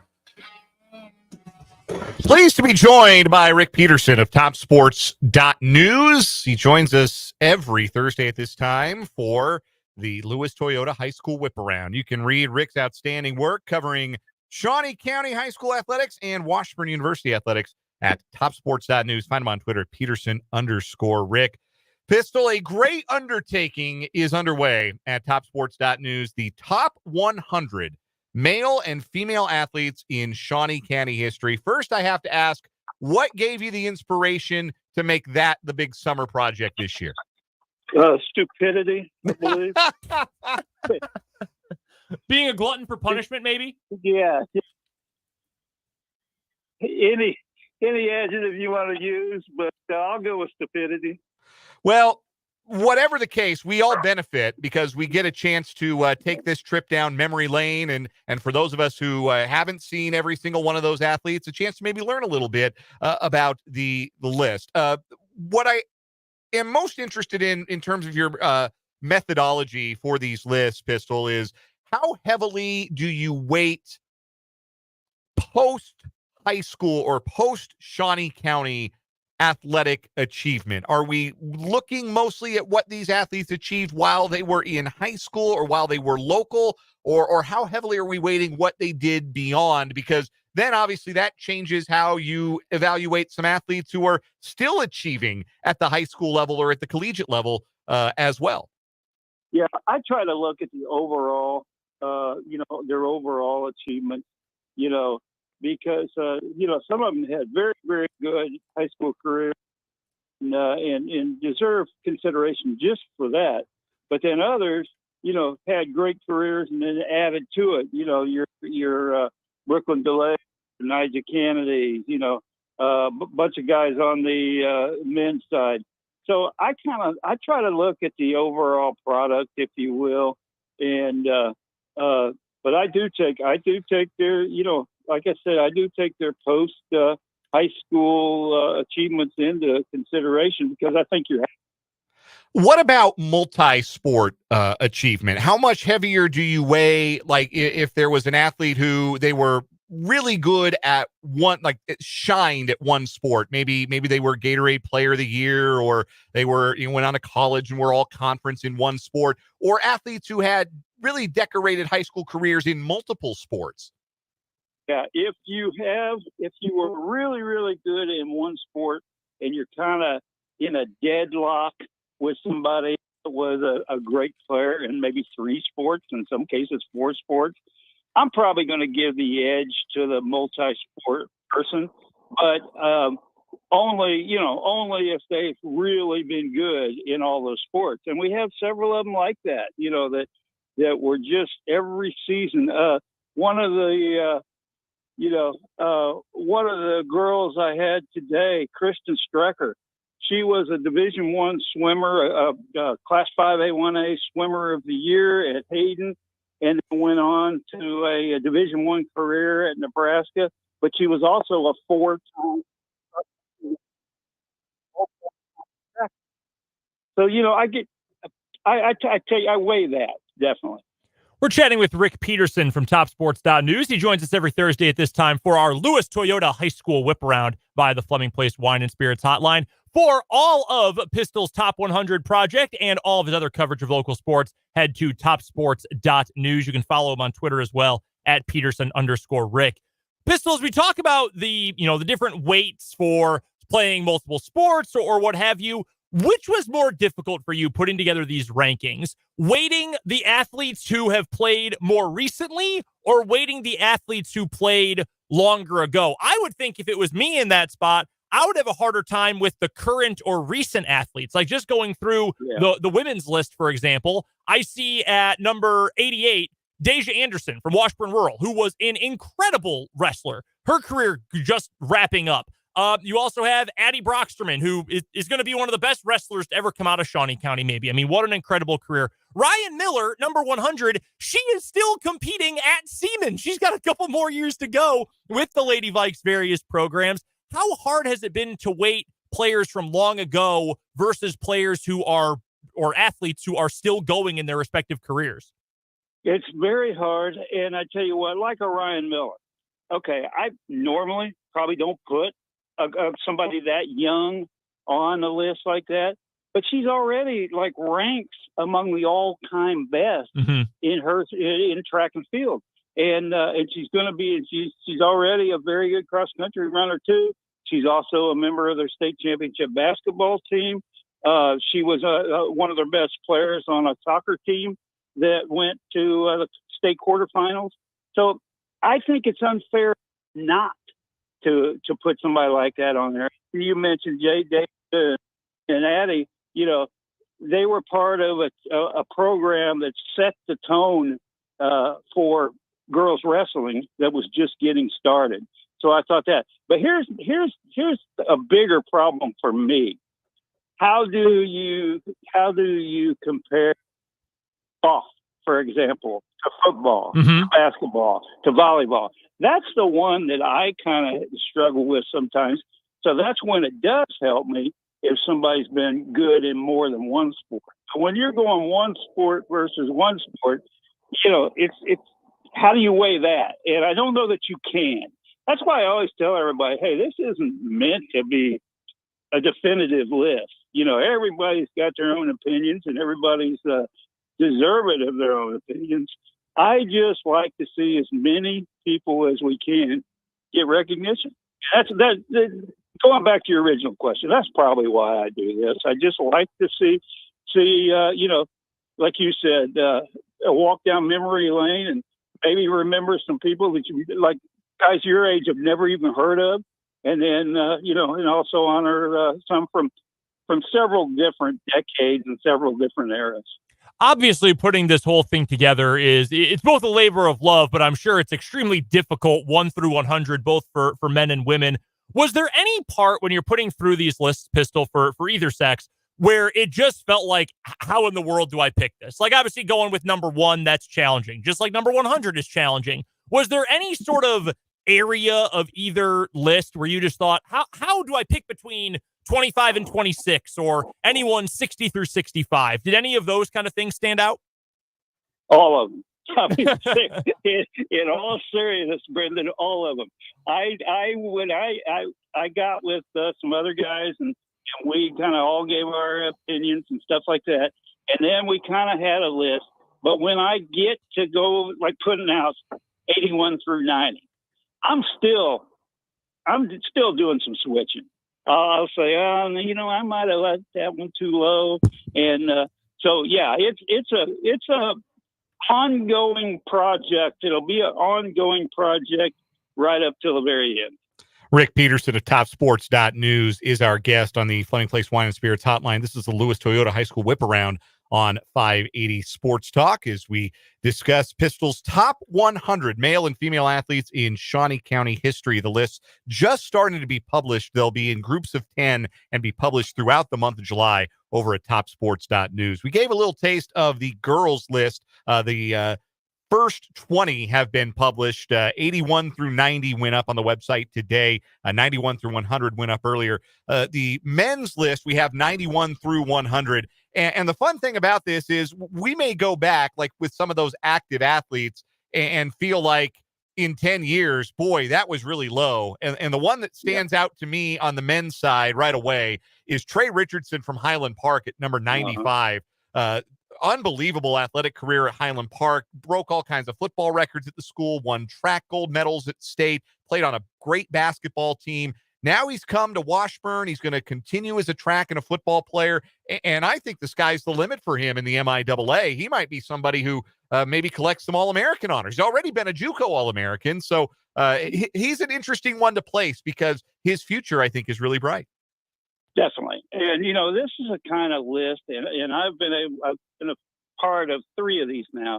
This is a kind of list that I think you need to do every 10 years, probably, or 5 or 10 years, just because of what you just said, because things change.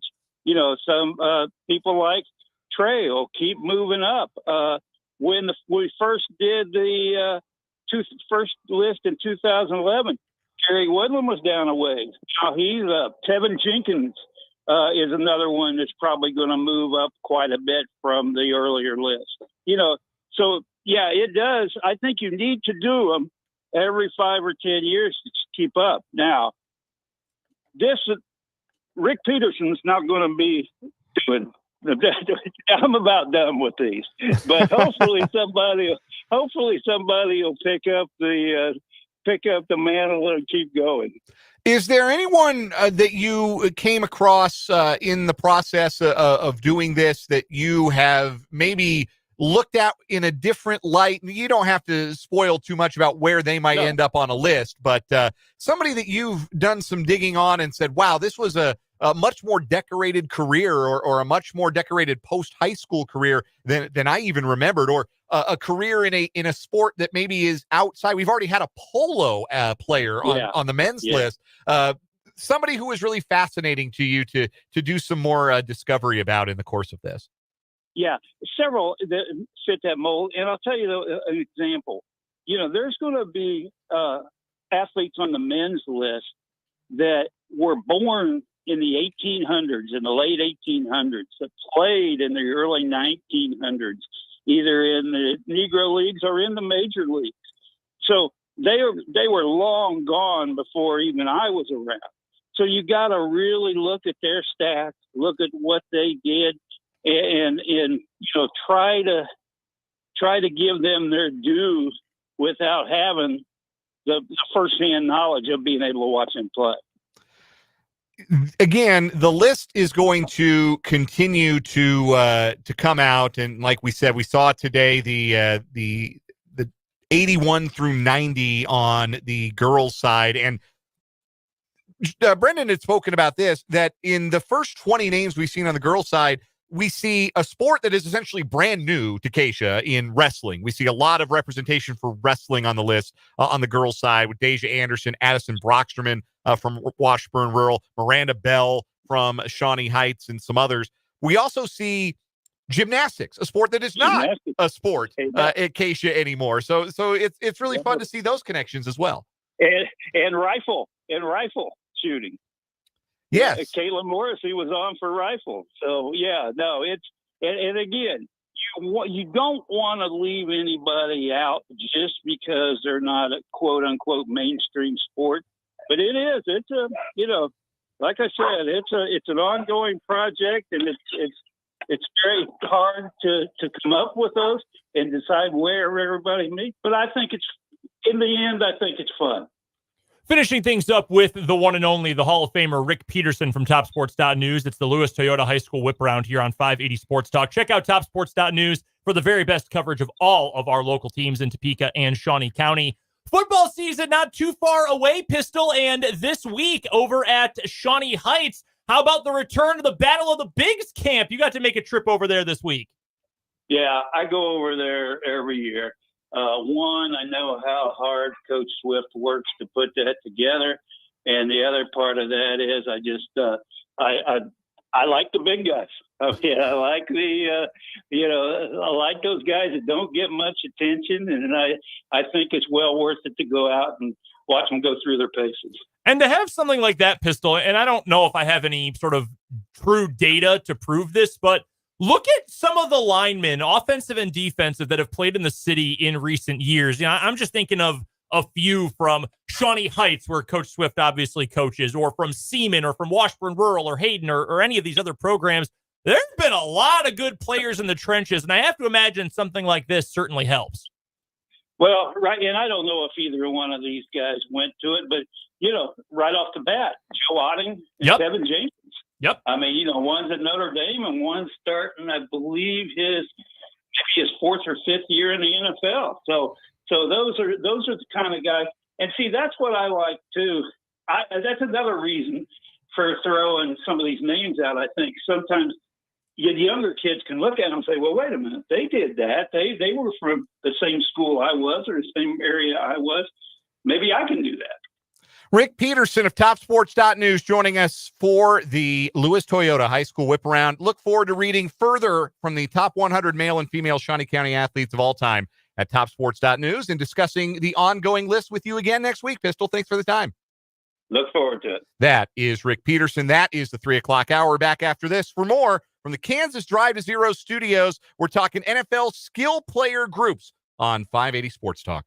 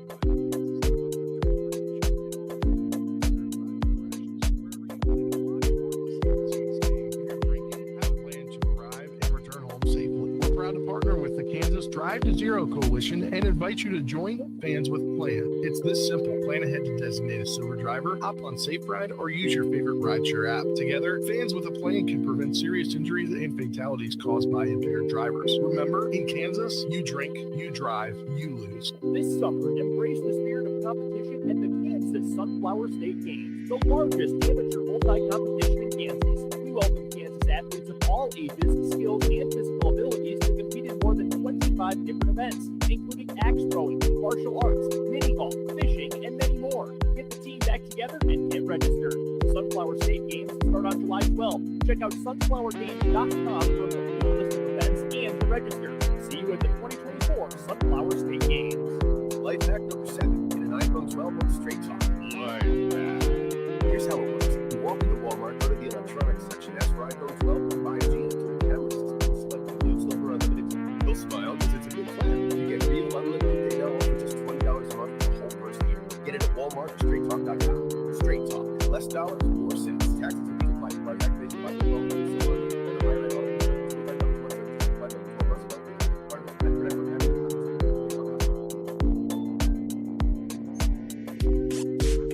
Scattered thunderstorms are possible overnight. Our low temperature in the upper 60s near 70. It'll be sunny and hot on Friday afternoon with a high 96. Mostly clear Friday night. Our low dips into the mid to upper 70s.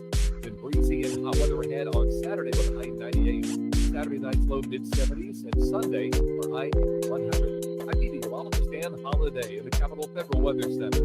This is the voice of Kansas, WIPW Topeka.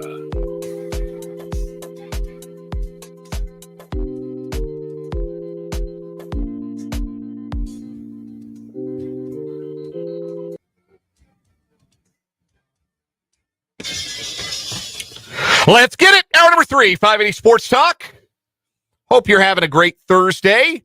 We appreciate you spending part of it with us here on 580 WIBW, FM 104.9, online at 580WIBW.com, or on the video stream, YouTube, 580 Sports Talk, Facebook, WIBW News, or Twitter, 580 Sports Talk. I'm Dan Lucero. Brendan Wrzinski is here. Spencer Dupuis is here. The gang's all here. We're having a grand old time on this Thursday edition. And we want to hear from you. Interact with us in the YouTube live chat, Facebook or Twitter comments, or on the Top City Metal Supply text line, 785-272-9429. No more wasting money on metal pieces that leave you with unnecessary leftovers. Top City Metal Supply will cut exact lengths of aluminum, steel, and stainless steel tailored to your project's specifications. Start optimizing your budget with Top City Metal Supply on South Topeka Boulevard, just north of Forbes Field. We have talked plenty of college football throughout this week. We're going to talk some NFL football to lead off this hour. Bill Barnwell's skill position rankings in the National Football League. We will also have 2 new What Is Wrong With You stories. And we'll get back into some college football. Shahan Jayaraja, friend of the program. We had to have Shahan on sometime soon. Or we had him a couple weeks ago, didn't we? Yeah, we had him a couple weeks ago, but I mean, I was on paternity leave. I didn't get to say hi to Shahan. That's true. You did not. So we did talk about you, though. Oh, we did. Yeah. What question did I ask? It was we were talking about the video game. Yeah. Okay. Yeah. We asked him, are you excited? Our co-host who's on paternity leave is very excited. Are you? And he said, well, I wasn't a college football fan until I went to college. So he didn't literally grow up with the game the way a lot of people. I think Shahan and I are about the same age. He might be a year or so older. So he's like, so yeah, I didn't play until I got to college. Sure. Then I played a lot when I got to college. That is the funniest running joke regarding the college football video game, is that everybody who's the most excited about this is also like a demographic that has probably gone significant life changes since the last time the college football video game was a thing. Like, I got married and had a child. Fairly recently had that child. Yeah. It is not like when NCAA football 14 came out, I was living in, because it would have come out in 13, right? Yeah. So I was living in Wichita, Kansas, and I was in my 20s still, and I was extremely single, and I played the bejesus out of that game. And things are just different now. In the time since the last college, I never had 14. I played it, but I never owned that copy of the game. I should have sold it when I had the chance. Ooh, a year ago, it was going for crack prices on eBay. Now, counterpoint, if the new one sucks, That's price true. of the brick going up. That's true. That's true. In the time since NCAA 14 was released, I arrived at college, graduated college, have gotten married, have bought a house, and so my life's quite different. Yeah. My free time looks a whole lot different now than it did on July 9th of 2013. I'll tell you that much. No, that is a fact. So like the thought of all of us, like that's the demographic, people that were in their like mid to late 20s to like late teens, early 20s when the college football games were like in their pomp and circumstance. Like we're all in our late 30s and early 40s, and like most of us have families, and you're not like living in a dorm with the people that you play the game with anymore. Yeah. It's all just very, very different. I wonder what the last, I don't know, probably I'd say month, even into next week, what the demographic of people buying next gen Xboxes and PS5s are. It's an Like interesting if there are question. some sickos that Only- have the time that are in your age range, has it gone up? It's a good question. That is a great question. Because that's the bar for people. Like a lot of people aren't going to be able to play the game because they don't have the next gen console. Oh yeah, I'm not gonna play it Yeah. because I ain't got $500. I joked to my girlfriend, I'm like, I want an early Christmas birthday present. It'd be a PS5 with the college football. I had socked away some money knowing that I wanted to get a PS5, and I bought the PS5 probably about 2 years ago. And yes, like I do not play. I was never a big like capital G gamer. Like I played exclusively sports games, like pretty much exclusively. Even when I was a kid, like there'd be a few exceptions. Like I played a little Crash Bandicoot, but mostly it was I would buy the new sports games every year, like clockwork. I would buy the baseball, I would buy the college football, I would buy the Madden, I'd buy the NHL, and buy the college basketball when that was still a thing, or live. I mean, one of the two. Yeah. I had but so much money as a kid to buy $50 video games on a revolving basis every year. And as I got older, I played FIFA a little more, but I was never like capital G gamer. That was like my favorite hobby. So like I don't play near as much as I used to. I didn't even buy the new MLB The Show this year. I didn't even get around to it. First time I haven't bought the show in like a decade. I haven't bought a new Madden in a very, very long time. But there's no point in doing that. This one is an event. This one, this is a video game event for a demographic that is probably like me. It doesn't do a whole lot of gaming. From the 785 on the Top Emails Fly text line, I'm now 40 with 5 kids. In 02, I was playing a season a day. Respect. Dog. Respect. I still have my PS2 for this reason. Respect. No, that's real. My PS2 is still hooked up to my big TV in our basement.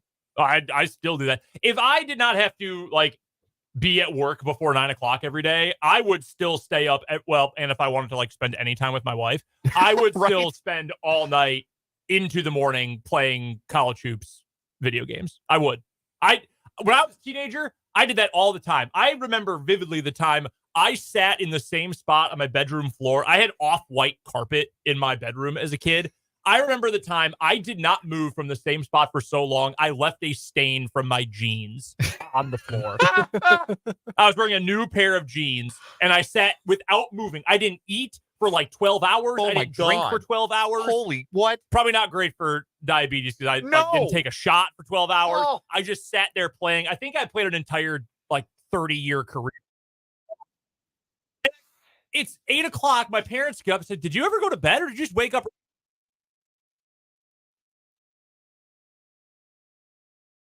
My PS2 handy. I don't think. I think the PS2 is still back at my parents' house, which is too bad because sometimes I have the desire to play NCAA baseball. That game was so sick. That was a sick game. You could build the stadium. Yeah, you could. Do your I own had a stadium. PS2 up until 2019 when my parents moved, and my mom was like, "Figure out what you're gonna do with this." I plugged it in, Fried. and it was gone. It's too bad. Closest I'm getting to a PS5 is stacking my PS2 on top of the PS3. That's close.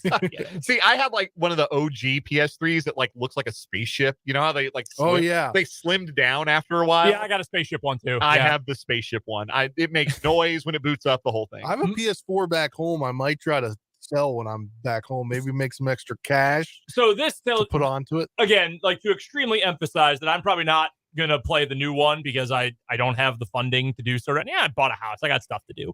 My PS3, which I use to play the old NCAA games, I have to turn it on, let it automatically kick off for overheating once, turn it back on, do a hard reset of the system, and then turn it on again Oh my just God. to play a game. Wow. And I still do it. I did it just the other night, in fact. You could probably find a very used one for a lot better Well, condition. sure, but I have to buy gas. which is the point of the whole problem, right? Again, I am going to invite you guys over at some point. We're gonna get you and your significant others over. We're gonna open up the pool. I'll grill some dogs, and we'll leave the significant others to their devices. They can hang out with my baby, and we're gonna go downstairs. We're gonna play. We're play NCAA. All right. It's college football 25. It's not NCAA anymore, I guess. But you kill the name, but not the idea. Anyway, Shahan Jayaraja was on the show a couple weeks ago. Yeah. Hey, we're talking about me. You're talking behind my back. Right. Anyway, It's twice today, right? yeah, twice. It's been very Friday feeling Thursday. I had one of our coworkers just tell me, Jordan, who works in our sales department, I had her just tell me during the top of the hour break that she got a hankering to listen to Jock Jams because of last hour's lead in. Listen, I am probably going to Spotify Technotronic. I'm going to just do Technotronic radio on my 5-minute commute home. Anyway, Shahan Jayaraja did write a really good article about Avery Johnson, and that's what we're going to talk about later on this hour, in addition to Not what is right wrong now, with you. though. Not right now. Right now, we're going to talk about what Bill Barnwell had to say about the top skill player groups. This is wide receivers, tight ends, and running backs. This is not notably quarterbacks. So Keep that in mind. Yes, hold your rage when you hear that the Chiefs do not rank number one, because I think if you factored in quarterbacks, it would be very hard to rank anyone else number one, because I think that's how far ahead Mahomes is of anybody else in the league. Anyhow, the Chiefs last season ranked 19th in the NFL when it came to, again, strictly skill position talent. They were 16th the year before that. They won Super Bowls both of those years, by the way. This year, they ranked 14th out of the 32 teams. And here's what Barnwell says in part. It can't be as bad as it was last year. That's a hell of a way to start. Kansas City's wide receivers posted the worst drop rate of the past decade, and when that regressed towards the mean during the playoffs, the offense was good enough to win the Super Bowl. Wideout has been perhaps the only source of consternation for this team since trading away Tyreek Hill, but the roster is deeper than it was in 2023. The Chiefs won't be relying on Sky Moore and Kadarius Toney. Marquise Brown, wildly efficient at times during his time with the Ravens and Cardinals, is an upgrade on Marquez Valdes-Scantling. Can the young guys be building blocks? Rashee Rice is likely to face some sort of suspension, which limits his chances of breaking out in year two. Rookie first-rounder Xavier Worthy's range of outcomes include everyone from Hill and Deshaun Jackson on the high end to Troy Williamson and John Ross on the low end. Ooh, that's former chief practice squatter John Ross.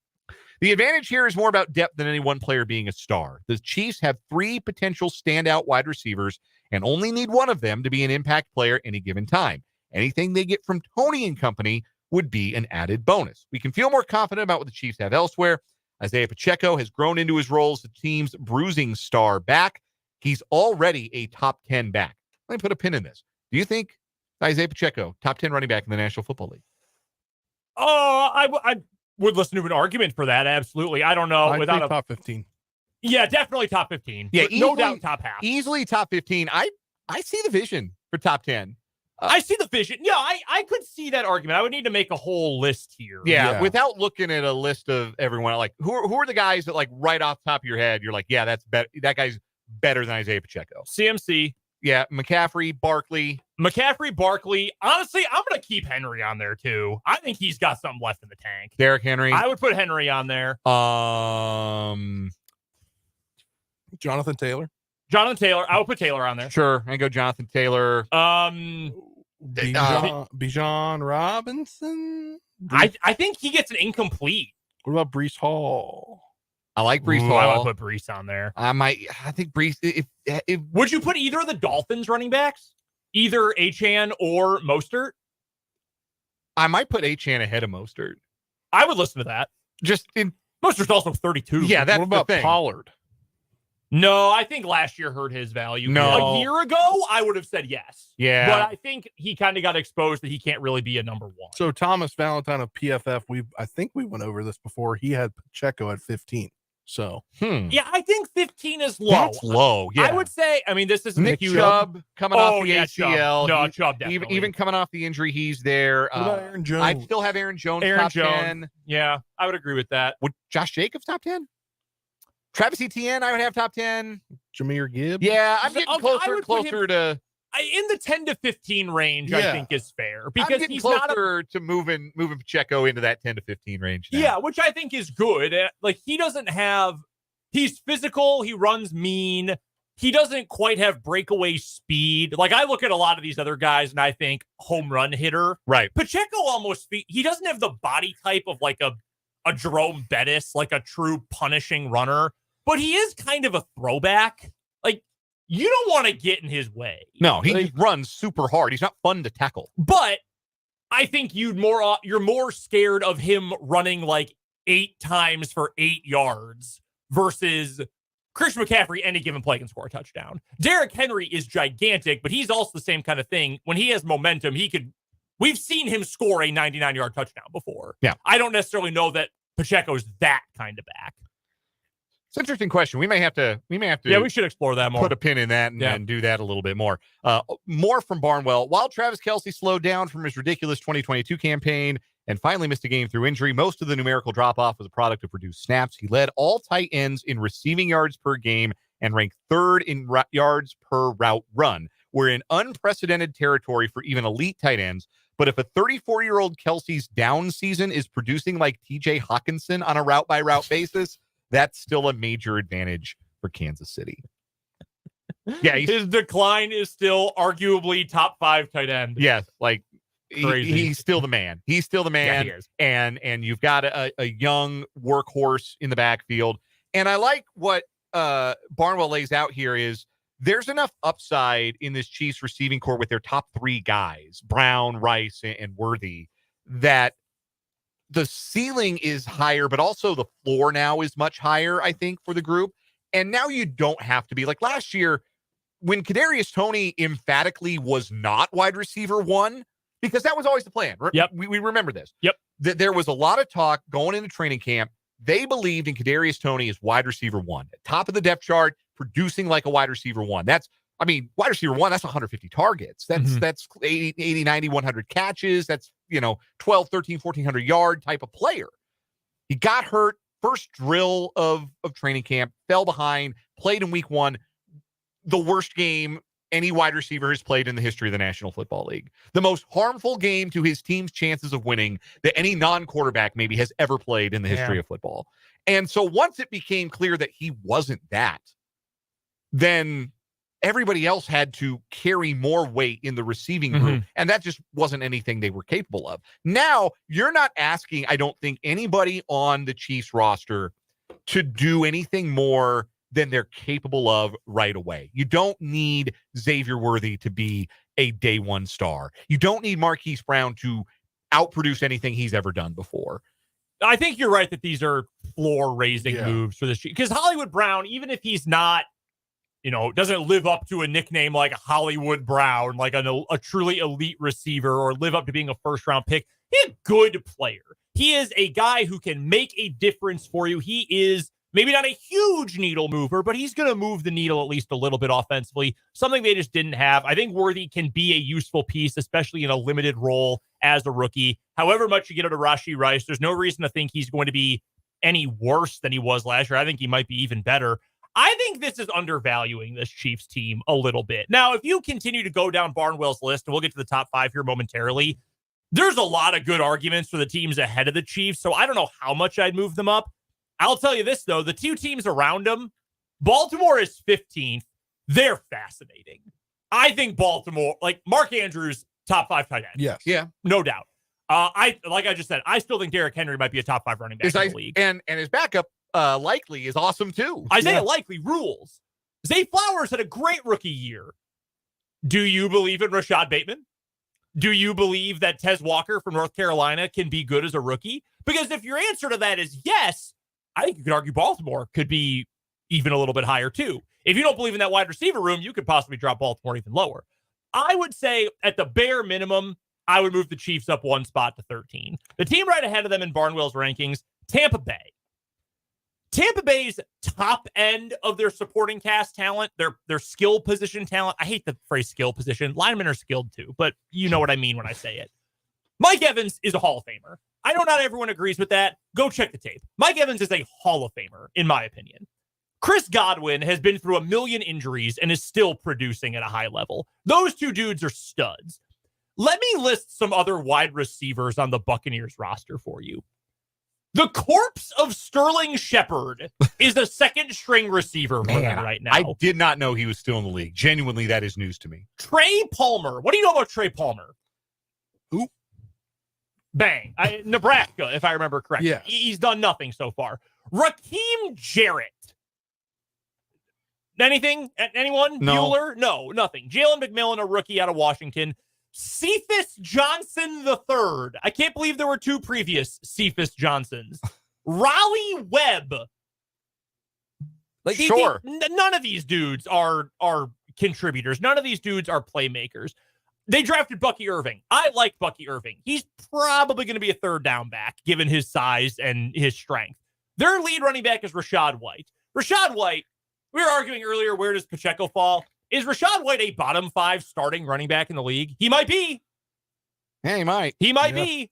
Their tight end is Cade Otton. Cade Otton is fine. He is a fine. Baker Mayfield loves the guy. They have a nice connection. Fine. Cade Otton is not even a top 10 tight end in the NFL, in all likelihood. That team does not have a better supporting cast than the Chiefs. I'm very confident.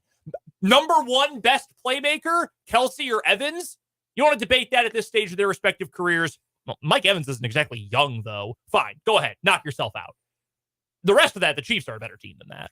And if you want to include offensive line, too, I would also take the Chiefs in that regard, just talking about roster talent on the offensive side of the ball.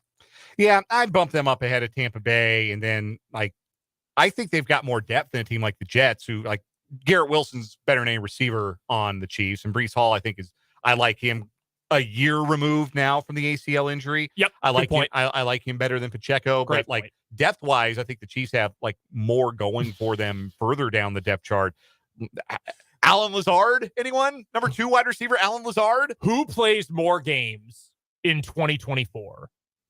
Possibly suspended Rashee Rice or Mike Williams? Ooh. The newest Jet. This might not be fair because Rice's suspension might not come this year. Yeah. But Williams is always hurt. He's always hurt. You want to talk about depth problems? Garrett Williams is incredible. Garrett Wilson, incredible talent. Mike Williams, when he's on the field, is good. According to our lads, Xavier Gipson is starting. He was the 53rd man on the roster last year solely as a punt returner. Yeah. Remember he had that punt return touchdown win in week 1? Week 1, yeah. Alan Lazard, I love the dude. Genuinely probably the worst receiver in the NFL last year next to Juju Smith-Schuster. Do you know who Jason Brownlee is? Nope. Me either. Irvin Charles. No, that's a composer from 1892. That's not an NFL receiver. Those dudes are on the depth chart. Yeah, it's pretty grim after Garrett Wilson, but Garrett Wilson is awesome. The Bengals being down at 11 was kind of eyebrow raising. They've got Jamar Chase and T. Higgins still, but they've gotten worse at running back. I think Zach Moss is a clear downgrade from Joe Mixon. Well, here's your hot take. I don't think Zach Moss is their starter. I think Chase Brown is their starter. They don't like using Chase Brown 3 downs, though, because he's not a good pass blocker. Yeah, that's true. And then Mike Gesicki, I think, is a step down tight end, and certainly the loss of Tyler Boyd hurts their wide receiver group. Interesting to see that position group fall down to, because they were number 2 last year, number 1 the year before, and now they're out of the top 10. That's pretty fascinating. That's a lot of weight on Joe Mixon. Yeah, it is. The top 5, Minnesota at number 5. You disagree? Going through it, they are better than I was going to give them credit for, but even so, Justin Jefferson, elite. Jordan Addison, I love. You all heard me the entire draft process a year ago pounding the table for the Chiefs to draft Jordan Addison. They did not. He goes to Minnesota. He's going into just his second year. He's good as a rookie. Second-year receivers often hit a slump. He was also well below average for wide receivers in yards after the catch, well into the bottom half of NFL receivers in yards after the catch per reception. TJ Hawkinson is a good player. TJ Hawkinson is also Jason Witten. This dude's not getting you anything after the catch, ever. And he's also had injury problems, although he did play every game this 15 of 17 this past season. Yeah, tore up his knee real good, too. And who knows, like, again, the year after an injury like that, That's sometimes tough. it can be really tough. I love Aaron Jones. All-time great guy and a great player. I agree with you from earlier. Top 10 running back still. Do you trust him to stay healthy? Because after him, I hope you like Ty Chandler. I did in college. Yeah, like that. Their depth, I don't think, is very good. It's not as bad of a group as I was originally going to say, but I don't think it's top 5.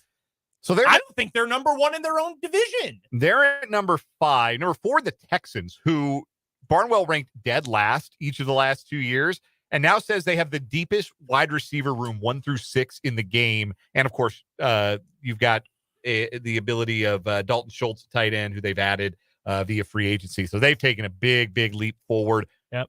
The Dolphins, number 3. Hard to argue. Hard to argue. Super fast. Love their speed. The Eagles, number 2. Also hard to argue. They're the biggest loss for them in free agency. Like, they kept Brown, they kept Smith. Goddard is still around. They improved at running back with Saquon Barkley. The biggest loss for their offense is Jason Kelce. I don't think people talk enough about how Jason Kelce played quarterback in terms of a lot of the alignment stuff. That's a bigger loss than just being a good center. Yeah, one of the all-time great centers in the league. That is, it's hard to replace guys like that. Extremely hard. And then at the top of the list for the second straight year, the 49ers. Yeah. And I don't have much to dispute there. That's a pretty easy playmakers on play. They got a top 3 tight end. They've got a top 1 running back. They've got like Juwan Jennings is wide receiver 4, maybe. I think Juwan Jennings rules. Yeah, I think he's awesome. He's a really good player. Real quick, worth pointing out, the Chiefs, 14th out of 32 teams, according to Barnwell. How about the rest of the AFC West? The Raiders, 23rd. 2 years ago, they were second. Now they are 23rd because they've got Devontae Adams, and wait, where'd everybody else go? Zamir White and Alexander Madison are your running backs? Alexander Madison's terrible. I like Jacoby Myers. I like their tight ends. Yeah, they got 2 cool tight ends. I honestly would consider them even a little bit higher, but I get why they're there. The Broncos are 30th. I mean, they've got one player I trust, and he's not even the best version of himself that he was in the younger part of his career in Cortland Sutton. And they've all got to get used to a new quarterback. We'll see about that. Like another new quarterback. I loved Javonte Williams as a rookie. Didn't bounce back great last year, but again, 1 year removed from the ACL, should be better. Javonte Williams, I love the dude too. I love him as a player. The biggest problem with Javonte Williams is it makes Trent Richardson look like he had good vision. Javonte Williams just runs into his own guy's ass all the time. Yeah, and he was more explosive before the injury, and I don't know if he's going to get any of that back. Right. Dead last, after being top 6 each of the last 2 years, dead last in position player rankings or skill player rankings, the Los Angeles Chargers. The first word of Barnwell's write-up is gulp. I think I would put the Patriots last. I will just say I would put the Patriots last. The Chargers might not be any higher than 31, but yeah, like that. The backfield, like there's proof of concept with the backfield. J.K. Dobbins and Gus Edwards. I mean, from one Harbaugh to another, right? There's proof of concept there, even if it's brief, because Dobbins always gets hurt. But Chark's a veteran who they signed. I mean, I know you're not a McConkey fan. I coming out of the draft, they need him to be good right away, and I have a lot of doubt that is going to happen. Their tight ends are Will Dissly and Hayden Hurst. Please put some respect on the name of XFL legend Donald Parham. Hand up. That's my bad. You see, again, just another illustrative example of just how far ahead the Chiefs are. Yeah. Can the Chiefs go independent? Can they realign? They were at the AFC West. Yeah. Playing the Broncos and the Raiders 4 times, it hurts their RPI. Yeah. Hurts their chances of making the college football playoff. We got to take a break. We'll come back with some What Is Wrong With You after this on 580 Sports Talk, live from the Kansas Drive to Zero studio.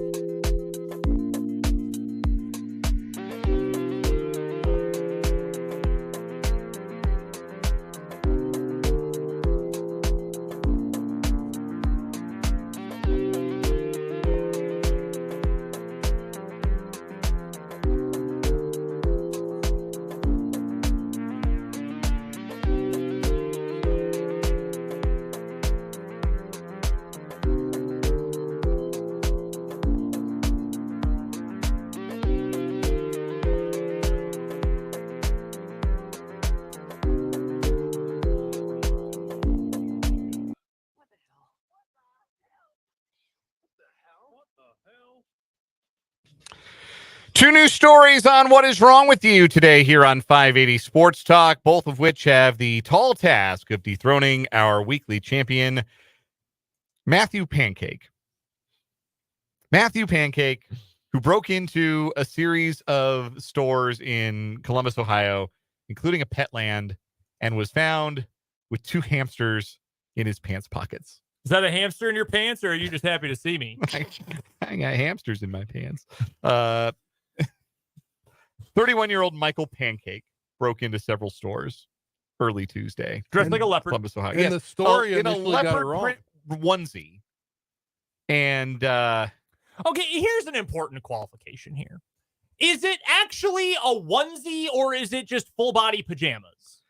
no, Like, you got the little snap crotch thing going on, or what? no snap crotch thing. No, we would call that a sleeper. A bodysuit? We would call that a sleeper. Okay. If I was putting Asher in something that had legs and arms, and you just were all in it at one time, you would call that a sleeper, I believe.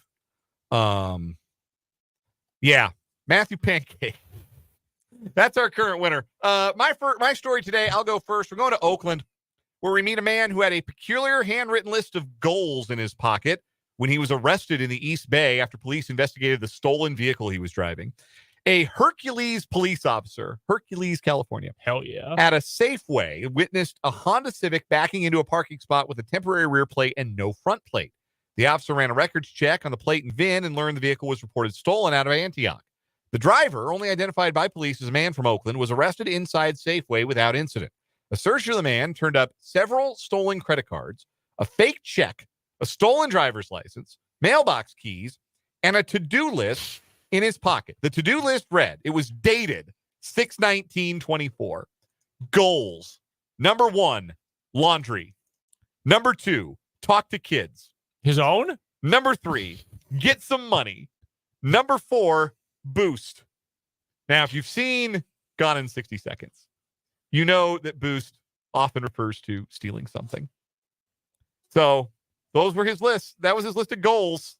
Wow. He wrote down on a note card, an index card, laundry, talk to kids, get some money, and boost. This reminds me of the list here reminds me of the famed Dave Chappelle, For What It's Worth stand-up show, where he talks about how busy he was with Chappelle's show. He goes, I'm working Chappelle's show for 23 hours a day, parent for like 20, 30 minutes, sleep for 5 minutes, and I'm back to work. Like, if you have to put on your to-do list, talk to kids, you might need to reevaluate your the priorities. Yeah. Where your priorities are at. Also, I would think boost would be getting some money. Like, he might be boosting to get money. So maybe he had those reversed. Yeah, he might, frankly. According to this license, which is very poorly blurred out, we've got a picture of all of his stuff. Man, my man's got a net spend card. This says he was going to turn 21 in 2025. So this is a young man as well. Yeah, quite a story. Don't write down your intentions to steal things on a note card and then carry it around with you. For the record, I have a notepad, a to-do list notepad. It's got a cartoon drawing of a possum on it, and it's the do not want to-do list. The possum is hissing, and I find it funny. All right, Spencer, do the story about the people boofing the margarita. Yes. So they were the butt of their own joke, I guess. This is a Georgia couple were filmed engaging in an explicit act with a margarita inside a Mexican restaurant and were later arrested after the wife complained to the cops about the X-rated video spreading online, according to a report. Joe Boyette took a now viral video of himself attempting to funnel a margarita down the butt of his own wife, Mary Sweets, inside Mary Sweats. Her name is Mary Sweats. Mary Sweats, inside Rodeo Mexican restaurant in Georgia. Are we sure this isn't in Knoxville, Tennessee? The home of butt chugging. However, Boyette couldn't get the funnel to work, so he tossed it and poured the margarita-based beverage from the pitcher straight down his wife's rear end as she was on all fours at the restaurant. Well, then all he did was make a mess. This is gross. Screen grabs from the explicit video show a woman on her hands and knees in the restaurant booth with her butt exposed with the man in a baseball cap and an orange shirt holding a margarita behind her. One image showed him pouring the beverage while another showed him grinning after completing the act. Sweats then called the cops to complain about the raunchy video being leaked and going viral online, a call that instead triggered to the couple's arrest. So they got themselves in trouble. Did they think that was okay? She's like, oh yeah, no, we can do weird. I can just have my ass out at the Mexican restaurant and nobody will mind. We can be degenerates while like this family of 4 over here is having chips and queso. Yeah, like what? What the hell? Police said another explicit clip taken by the couple shows Sweat exposing her breast and Boyett putting her left breast in his mouth while she pulls him closer. What are we doing in a restaurant? Shot into space. You absolute degenerates. While Sweat was a willing participant in the funnel fiasco, the restaurant is probing whether a so far unidentified employee was also involved in the X-rated. Well, somebody had to get him the funnel, right? Yeah. Hey, can I get a funnel? I've got an idea. May I borrow a funnel? Do you have any funnels in the kitchen, maybe that you're not using, maybe that you never want to use ever again? Some people do not belong in polite society. These people included. Man, that's just foul. This is gross. Paul put in the YouTube chat, he said, I've been drunk but never been drunk. Never drink butt marks from my wife. Ew. Drunk. Ew. No All shirt, right. no shoes, no panties, no problem, says Vance. Okay, so here's the thing. I am actually going to vote for this one to win today. It is so horrifically raunchy. Yeah, it's an easy winner for today. There's no doubt. I cannot vote for it to win. Like, Matthew Pancake is true, like, slapstick Three Stooges comedy. Layers. This story is so grotesque. This is just booty boofing a margarita in public, which is I'm appalled. not what anybody wants or should want or should ever have wanted. I don't think I'm a prude by any means.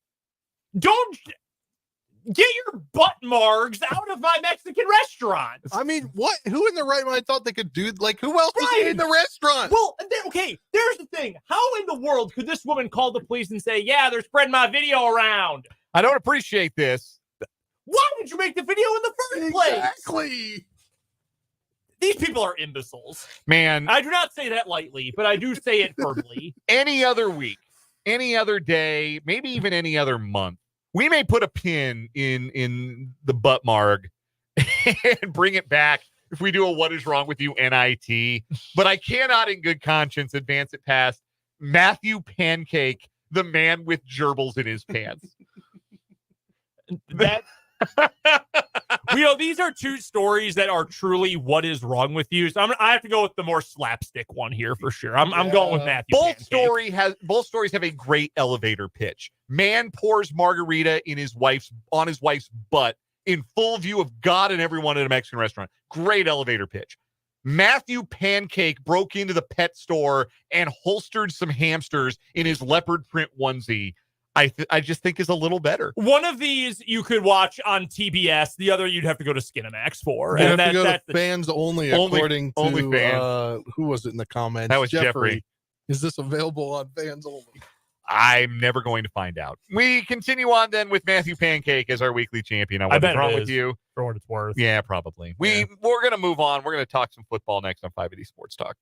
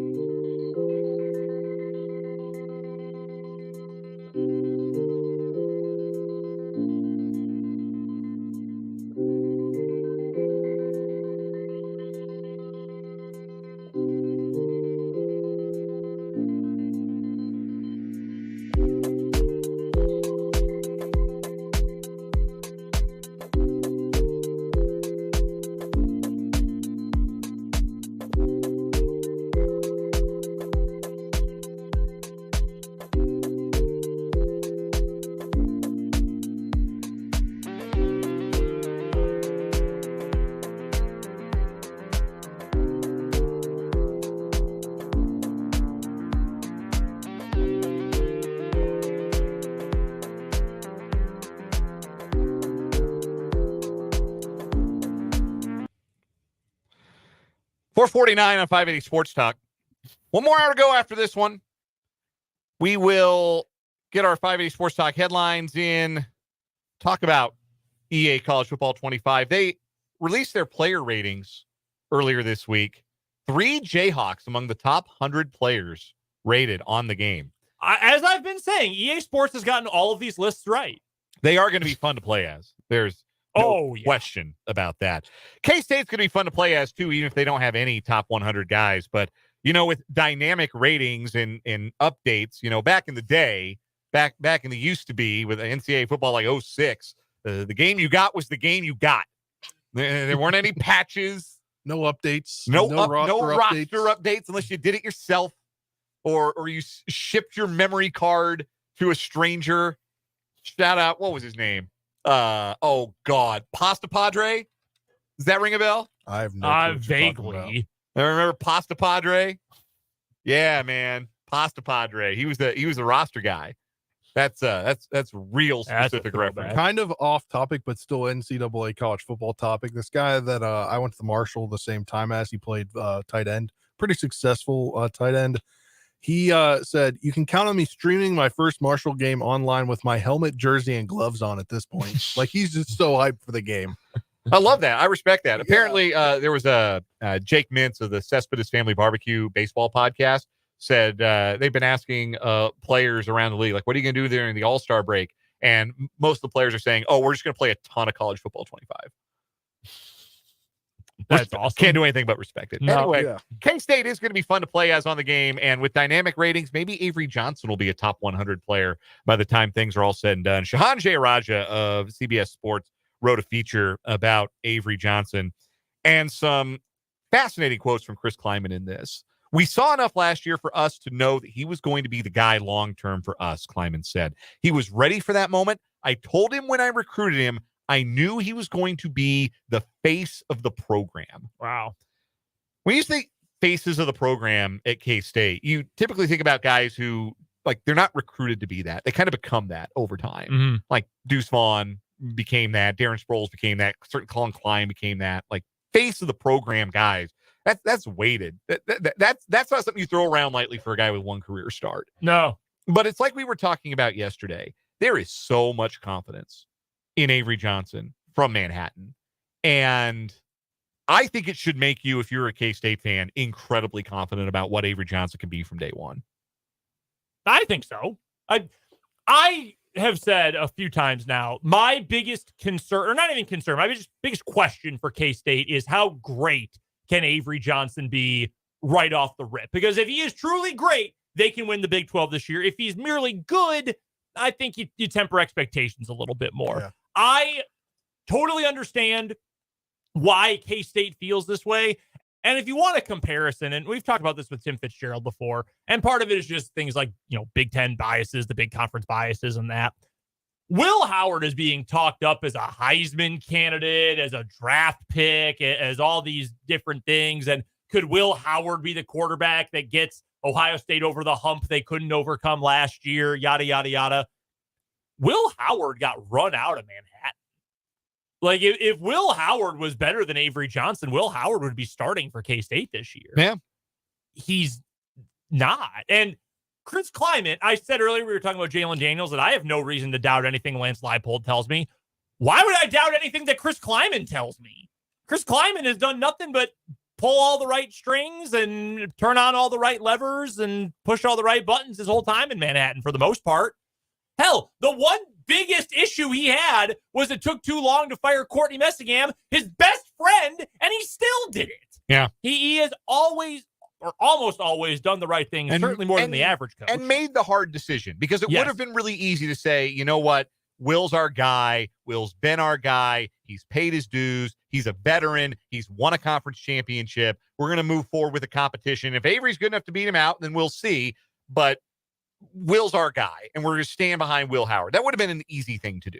The hard thing to do is to say, yeah, what we've got, what this kid is going to be so spectacular that we're willing to move on from a guy who won a conference championship game for us. Like, it's not that it's not just that Will Howard was good. Will Howard won. He won big games and put up big numbers in big games for this program. And his contributions will always be appreciated in Manhattan. Mm-hmm. But the willingness to say, yeah, Will, go get that NIL bag in Columbus. Good for you. Best of luck. We've got Avery Johnson. That vote of confidence should mean the world. And the other point that Shahan makes is about what this has done for recruiting in the state of Kansas. To get a guy like Avery Johnson, now Kansas State's always had the edge when it comes to recruiting Kansas over Kansas. Like, I shouldn't say always, but certainly recent history has suggested K-State's had the edge. Yep. Just as Kansas is starting to get some traction, just as the Jayhawks are starting to plant their flag a little bit and be more relevant and be in more living rooms across the Sunflower State, K-State gets Avery Johnson. K-State gets Gus Hawkins and Cade Massey, the second and fourth ranked players in the class this last year. K-State gets Lincoln Cure, one of the best players in the country in 2025. Dylan Edwards, who was back, one of the best players in Kansas, back in Kansas at Kansas State. That's the Avery Johnson effect. Making it cool for not just Kansas kids to go to Kansas State, but big-time Kansas talents to stay in state. Yep. That means a lot for the future, the long-term future of this program as well. That's going to do it for the 4 o'clock hour, 580 Sports Talk. Coming up in the final hour of today's show, we got our sports headlines. We're talking a little college football 25. Pac-12 cocktail hour in Vegas last night. If you missed that, that was a wild scene. We'll break that down. We got a lot of headlines to get to, so stay with us in the Kansas Drive to Zero studio for the final hour of 580 Sports Talk.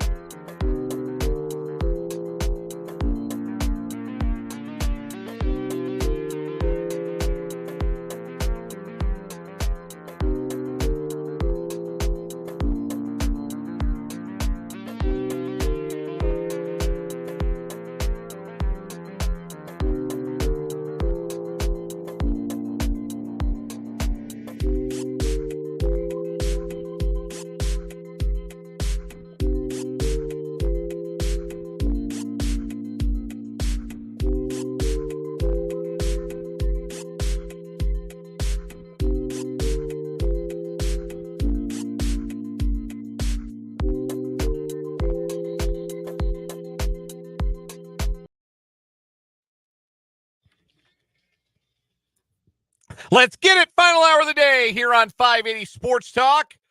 This Thursday edition sailing right along. Hope you've had an outstanding Thursday, and we hope we've helped make it a little better for you if you've been hanging out with us here on 580 Sports Talk. Dan, Brendan, Spencer, the group with you this afternoon. Thanks for tuning in. 580 WIBW FM 104.9, online at 580WIBW.com, and on video in living color, 580 Sports Talk on YouTube, 580 Sports Talk on Twitter, WIBW News on Facebook. You can see our smiling faces and Brendan's dapper visage. You got the blue shirt you got going? Yeah, blue. All right, this is a good one. This is a nice sturdy shirt. Yeah, the good utility shirt. You got the sleeves rolled up. You look like you're about to give a campaign speech in Wisconsin. I look a little alarmingly like Howard Dean. You do. You look like you're telling the American people that you're going to roll up your sleeves for them. We're going to go to New Hampshire, and we're going to go to Vermont, and then we're going to take back the lighthouse.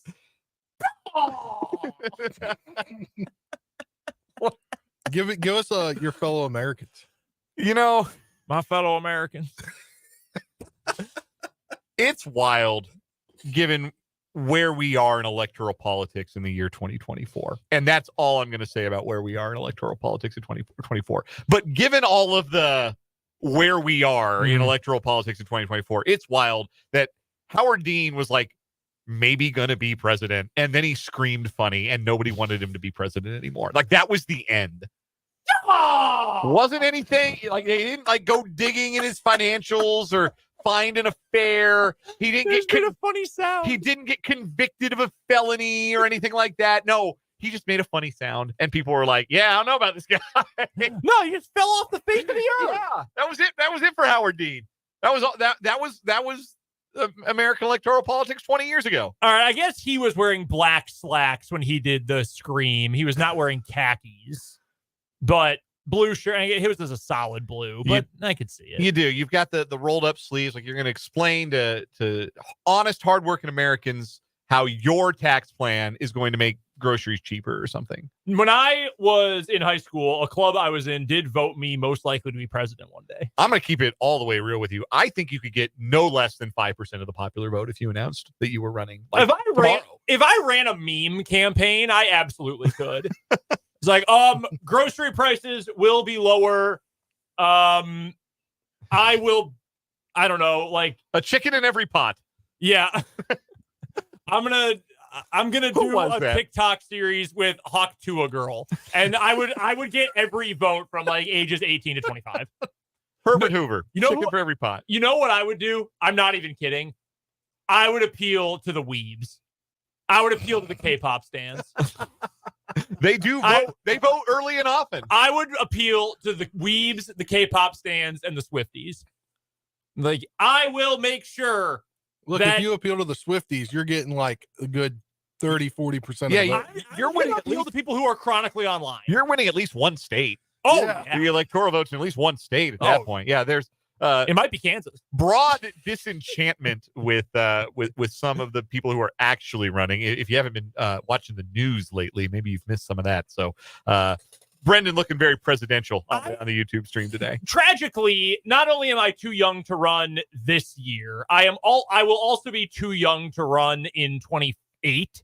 That I will not be eligible to run for president that year because I will be turning 34 that year. So I will have to wait till the 2032 election. So if you want me to be president, you're gonna have to wait 8 years. And also, I'm going to need several millions of dollars. Yeah, gonna need fundraising now. Gonna need a war chest. Yeah, might as well start. You got 8 years.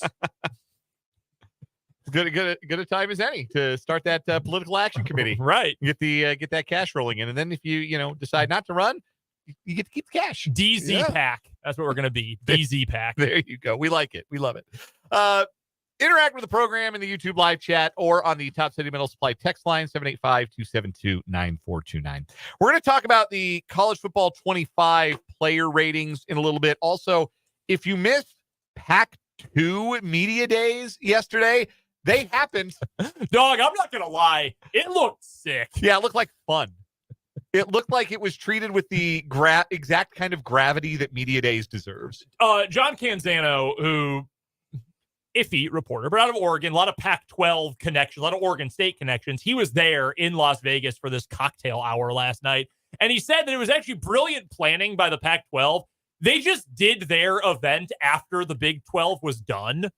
So they ended up getting a bunch of national media there. They're like, yeah, we've already been working all day. We'll do another 2 hours and drink. Like, sure. They so they deserve actually to got drink. a lot of good coverage for it. Yeah. Which they were not originally expecting. A lot of people turned up. The Wazoo mascot was wearing a smoking jacket. It was yeah, Butch T. Cougar was feeling himself. I'll tell you what. Straight out of the Hugh Hefner collection. It was crushed velvet, perhaps. Yeah, it was a wild time. We'll talk a little bit about that later on. But first, our 580 Sports Talk headlines, and boy, do we have a lot of them to get to. We will start with the most important thing that will be happening in Kansas City this coming football season. They're making a Hallmark movie involving the Kansas City Chiefs. You may already be aware of this. We did discuss it when it was announced. Holiday Touchdown will be a Hallmark Christmas movie that airs this coming winter, filmed in Kansas City. My wife had the TV on the Today Show this morning. Apparently, Jenna Bush is going to make a cameo. Oh. Yeah. It was news to me that Jenna Bush was on the Today Show. Like, wait a minute. Is that who that is? Oh, man, even I knew that. I don't know a thing. So that's like the new morning routine now. It's like we're up and at 'em and moving around because, again, we have a newborn. Small child. Yes, we have a small child in the home now. So the TV goes on, and Abby has always liked to watch the Today Show, so I let her rock. I watched the Today Show. They quit running quick pitch at 8 a.m., so I can only watch baseball highlights for so long. And I don't want to subject her to Stephen A. Smith or anything like that. So, yeah, fine, Today Show. But, yeah, Jenna Bush said today on Today that she's going to be in the movie. But also, there are going to be some Chiefs personnel in the movie. That has been announced and confirmed by the Kansas City Chiefs. That Trey Smith, McCole Hardman, Clyde Edwards-Helaire, George Karlaftis, and Big Red himself, Andy Reid, will all be featured in Holiday Touchdown. He's going to be eating, right? He's got to be. They got to see him in a restaurant or something. Yeah, I bet he's going to be eating. Eating some nuggies or a cheeseburger. So he's got some legitimate comedic timing, as anybody who's watched the State Farm commercials can see. Like, there's real comedy chops there with with Andy Reid. McCole Hardman and Clyde Edwards-Helaire feel like they're getting these cameos as a way for them to try and earn some job security. Hey, they can't show a Chiefs movie in December and then we get cut in training camp, right? We got to stay on the team. Otherwise, it ruins the movie. Right. They got to be on the team. I get that. Trey Smith, I think, has a good personality for something like this. George Karlaftis, no idea. There's a very, very low floor for George as an actor, I think. But that's who's going to be in the movie. If that entices you any more or any less to watch the upcoming Chiefs-centric Hallmark Christmas movie. Again, the title, Holiday Touchdown. Also, Diedrich Bader is going to be in it. Remember him from the Drew Carey Show? Oh, yeah. Office Space. Oh, yeah. Two chicks at the same time, man. By the way, we need to clarify here. I want to make sure we get our facts straight as professional journalists. So the anchors of the Today Show are Savannah Guthrie and Hoda Kotb. Right. The Hoda and Jenna is like the fourth hour. Yes, that's a fourth hour extension. That's like an expansion pack on the Today Show. Hoda Kotb and Jenna Bush Hager. I thought Hoda Kotb was a fake name. There's no way a real person can be named HODAKOTB. Like if I got it's an illegal lack of vowel. I always wondered. If I got that Scrabble rack, I'm quitting the game. Yeah, no, that's fair. That's entirely fair. All right, next headline, my first headline of the day. Alan, let's pair together a couple of KU headlines. First, KU basketball announces its full non-conference schedule for this year. KU is going to play 11 non-conference games. Everyone in the Big 12, in fact, is going to play 11 non-conference games this year. It used to be 13, but now with the lack of the Big 12 SEC Challenge and with more conference games with a bigger league, they've shrunk the non-conference slate. It looks like this. Late Night in the Fog will be held on October 18th. That is a Friday. Then 11 days later, Tuesday, October 29th, it'll be KU's lone exhibition game. The Ichabods will make the trip down the turnpike to Lawrence. It'll be Washburn versus KU in an exhibition. KU plays Howard at home to open the season. Week 1 of the season. 5 days into the year, KU hosts North Carolina at Allen Fieldhouse. That is awesome. The next week, it'll be Michigan State in the Champions Classic. 2 home tilts against Oakland and UNC Wilmington. Then KU plays Duke in Las Vegas as part of the Vegas Showdown on November 26th, right around Thanksgiving. That weekend, it'll be Furman coming to Lawrence. Then KU will end its non-conference slate with 4 games against Creighton on the road in Omaha. That's the Big 12 Big East Challenge. Last year of the Big 12 Big East Challenge. At Missouri for the Border War on December 8th. Then home to face NC State December 14th. And then the token Ivy League game right before Christmas. Sunday, December 22nd, KU will face Brown. So KU ends up playing 6 non-conference high major teams. NC State, Missouri, Creighton, Duke, Michigan State, North Carolina. That is as good of a top end of a non-conference schedule as any team will have in the country this year. Also, KU plays 3 teams from Tobacco Road. That's really weird. Wake Forest couldn't get any of that? I guess not. I don't know what Bill's got against them. Maybe he doesn't like how they treated his boy Danny. It could be. That could be. Not taking those phone calls. No. So, yeah, that is your non-conference schedule for KU. That's a great schedule. That is awesome. Yeah, legitimately excellent. They're going to be battle-tested going into Big 12 play. Compare that to Indiana playing like D3 schools for 3 weeks. And ridiculous. Then we've got the other news about Allen Fieldhouse. So we know that there has been some construction going on at the Mecca of college basketball. We got official details today from KU what Allen Fieldhouse will look like as it begins its 70th season in October of this year. So phase 2 is being completed this offseason. It cost $50 million, funded by donors to Kansas Athletics. So here are the details. Concourses on the 2 top levels of the venue will be completely renovated and overhauled, updating the areas with more accessible and more accessible and modernized layout. Allen Fieldhouse will feature a new center-hung scoreboard that boasts 2 under screens, making it easier for fans at lower levels to see the action. This is common at NBA arenas now. They've got 2 screens that actually kind of face each other, so you can look up and see it and not really have to crane your neck. First time I saw that was in Salt Lake City. Yeah. Additionally, 1,100 chairback seats will be added to the west side of Allen Fieldhouse, with the addition of more chairbacks and with new video boards in the corners of Allen Fieldhouse. 1,000 seats are coming out. So instead of 16,300, it will be 15,300 in Allen Fieldhouse. New and enhanced hospitality areas will be showcased, including a significantly renovated Crimson Club for you donors out there with expanded capacity that will now directly connect to the concourse. New food and beverage partner OVG will enhance the experience for all fans, including revised food options and an upgraded look and presentation. Fans will notice more space and amenities on the 3rd floor concourse that will significantly upgrade the overall fan experience. They will have chef-inspired new menu items. Dog, just give me a hot dog. That's all I need. I know other people need more. Just get me a hot dog. So that is the majority of the big news.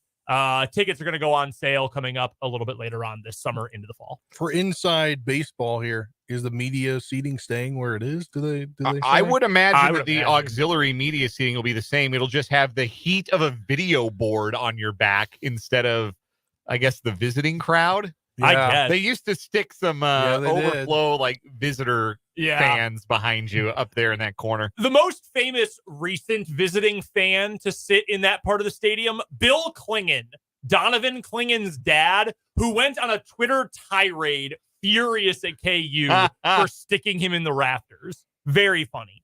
The smartest man alive, I've shared this before, is CJ Moore of The Athletic, who we have on every basketball season to talk Big 12 hoops. Our seats at Allen Fieldhouse are often next to where CJ sits. I was at a game with him 2 seasons ago.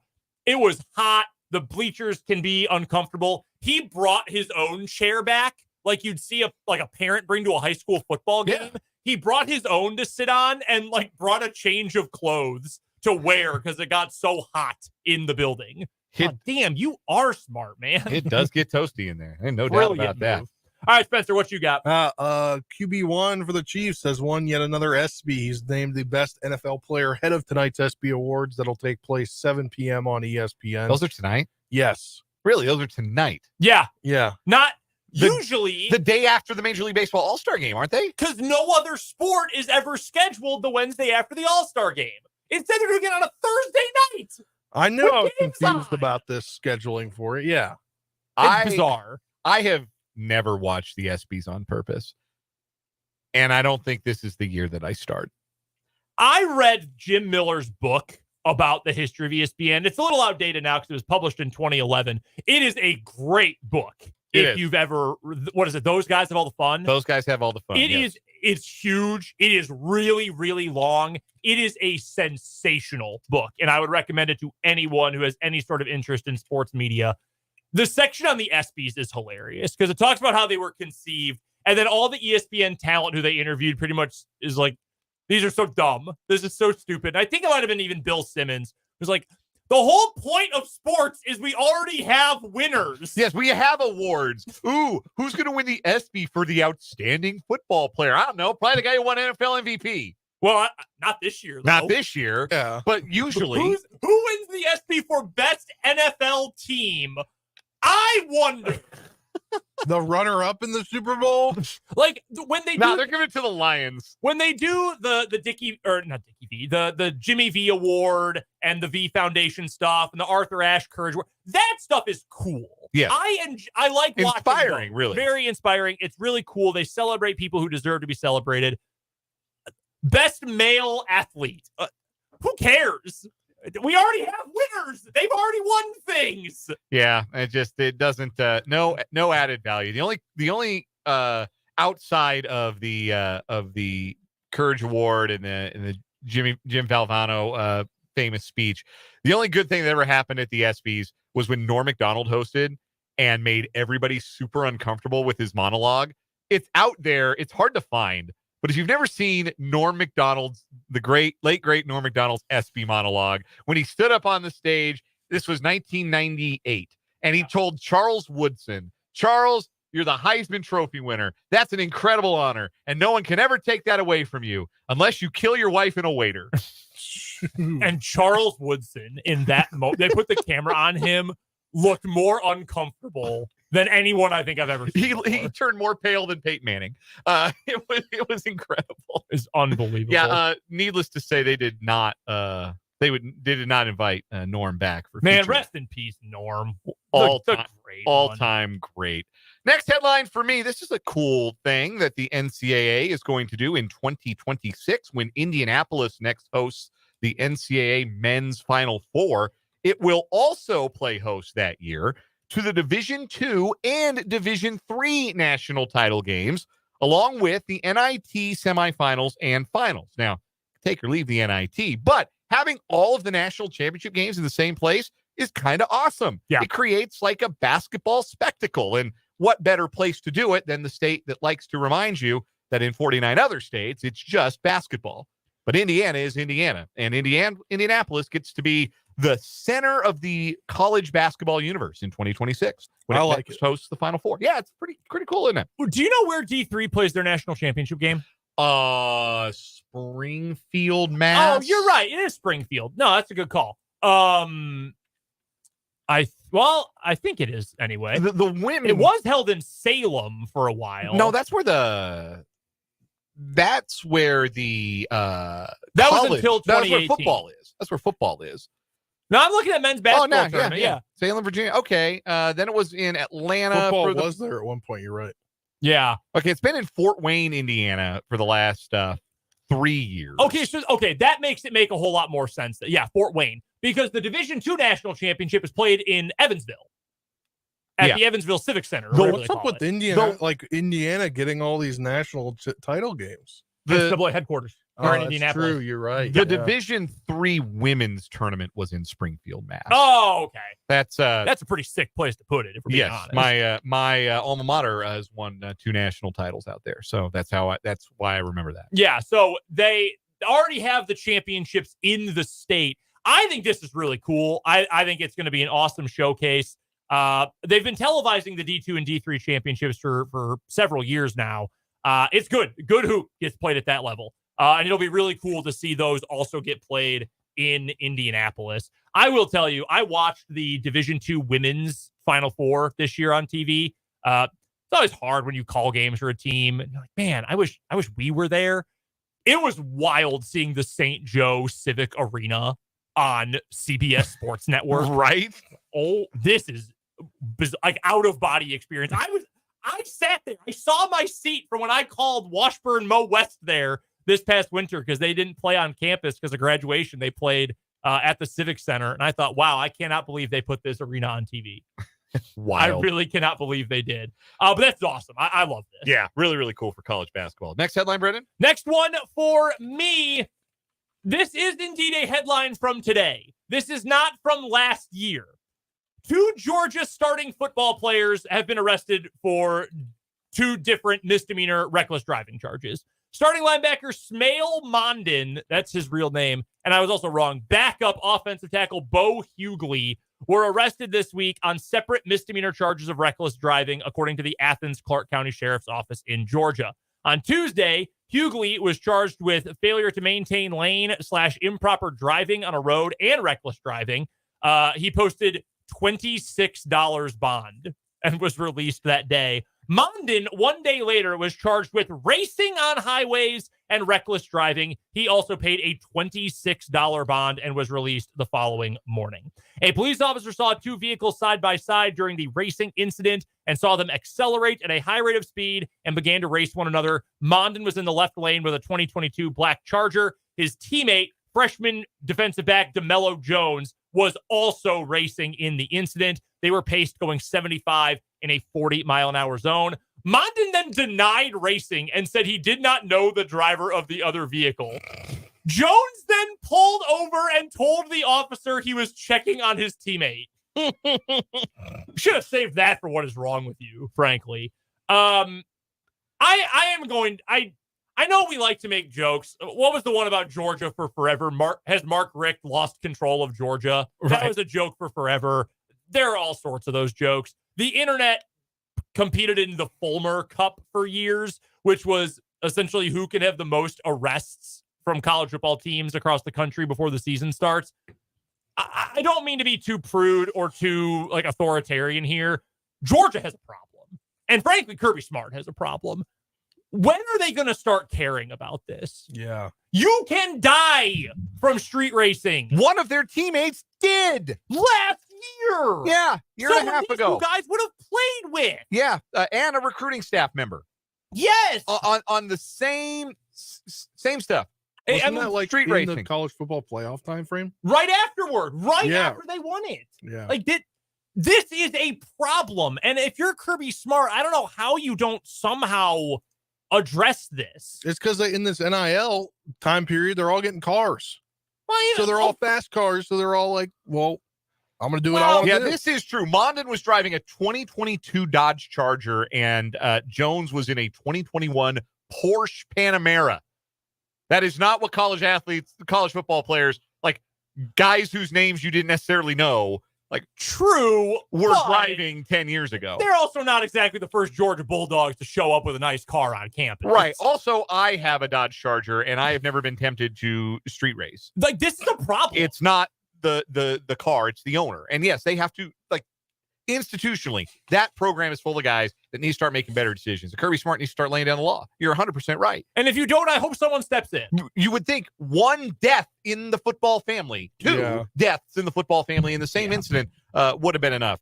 You left out this detail. The officer stated that Jones was released on a citation for racing because he voluntarily pulled over and was not the primary vehicle. According to the report, as Jones was beginning to leave, Mondin leaned over to Jones and stated, "Do not say anything in the group chat." On the way to the jail, Mondin continued to deny that he knew Jones. So you're stupid and an idiot. You can be both. They are different things, and he is both. I mean, this is ridiculous. Like, look, you can Google these people too and realize they're on the same team. So, yeah, how do you not know somebody on your same team? I don't know that guy. No, that's a good point. All right, Spencer, you got one more headline for us? Yeah, I'm going to push 2 into 1 NFL media news coming out today. Andrew Marchand of The Athletic reporting that with Tom Brady on board, Fox NFL will have almost entirely new broadcast teams. As we know, Brady and Kevin Burkhardt will work together. That pushes Greg Olson down to team 2, which is Joe Davis along with him. Adam Amin and Mark Sanchez going to work together. Kevin Kugler, Daryl Johnston work together. Chris Myers and Mark Schlereth together. And then the only remaining team from last year, Kenny Albert and Jonathan Vilma. And then 8-time Super Bowl champion head coach Bill Belichick is going to join Inside the NFL this season. That's going to be pretty cool. I'm excited for that. Yeah, that returns August 30th, 8 p.m. on CW. That's so it'll be Belichick, Ryan Clark, Ocho Cinco, and who am I missing? Chris Long? Chris Long, yeah. I like all those dudes. That's going to be really, really good. Yeah, a lot of people with really interesting stuff to say. One last headline for me. We talked about it yesterday. The United States men's national soccer team firing their manager, Greg Berhalter, yesterday. Today has been widely reported that the United States Soccer Federation has already been turned down by their first choice, former Liverpool manager Jurgen Klopp, who stepped aside from the venerable English football club after this past season due to essentially burnout. Klopp apparently reiterated to the U.S. Soccer Federation that he wishes to take a longer sabbatical from the sport of soccer. So would have been a great choice, but that will not be the choice for the United States men's national team. They'll have to look elsewhere. But at least they're looking overseas instead of hiring an MLS retread, which is a step in the right direction. So what you're telling me is we will have a press conference soon to announce Bruce Arena is back.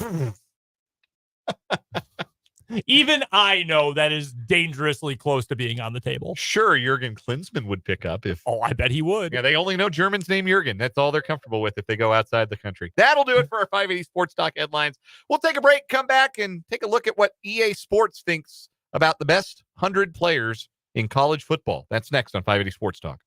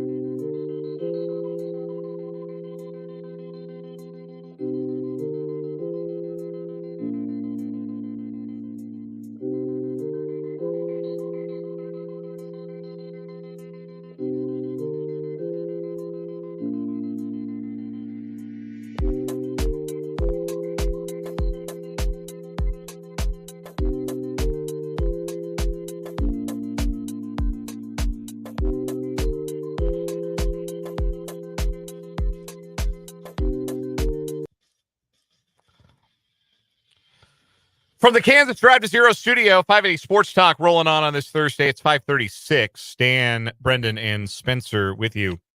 What do you guys know about Will Johnson, cornerback, University of Michigan? I know he's really good. Yeah. He's one of the best players left at Michigan. Certainly is. He's also, according to EA Sports College Football 25, the best player in college football. Will Johnson, one of 3 players to receive an overall ranking of 96. That's the highest individual ranking of any player on the upcoming EA Sports video game. Will Campbell, LSU's left tackle, and Ollie Gordon, a name we know well, also received rankings of 96. Those are the best players in the game. They released their list of the top 100 players earlier this week. 3 players on the big list play for the Jayhawks of Kansas. Yeah. They are Devin Neal, a 92 overall rating, the 42nd ranked player on the game. He's got a 90 speed, 93 acceleration, 90 awareness. I believe that. 87 jumping ability, but only a 72 on strength. Wonder how he feels about that. I don't like it. Also ranked in the top 100 for Kansas, Kobe Bryant, the 75th ranked player in the game. The cornerback is a 90 overall. He's got 95 acceleration and 92 speed. That's going to be the fun part of this for these college athletes, is comparing their speed and strength and ratings ever against each other. Avery Johnson has already complained about his. He's like, I think I'm a little faster than they gave me credit for. Jalen Daniels also on the list, a 79 ranking out of 100, a 90 overall ranking. He's got 88 speed. That's impressive. 93 awareness. Kansas is going to be crazy fun to play with in this game. They are. They are going to be a whole lot of fun. It appears a lot of teams are, because you have 100 players and they're ranked 90 or above. Yeah. So when it goes to 100 to 120, are those people still ranked 90? We don't know. Well, we don't have any 99s, which I think is good. You don't want the overpowered. Oh, yeah. players. You don't want that. No. The Jalen Daniels is the 7th highest rated quarterback on the game. Shedeur Sanders and Carson Beck are both a 93 overall. Quinn Ewers, Dylan Gabriel, 92s. Jalen Milroe, Jackson Dart, Jalen Daniels, and Liberty's Caden Salter are each a 90. Caden Salter's a good player. He is a good player. Yeah, Liberty was really good last year. The single worst rating in this entire thing is for Shedeur Sanders. And I'm not saying his passing strength or accuracy or speed or anything like that.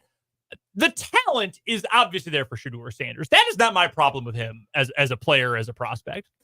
They gave him a nearly perfect rating of 98 for awareness. He got sacked like 73 times last season. Exactly. He got sacked so many times. I would argue Shedeur Sanders has like well below awareness on the field.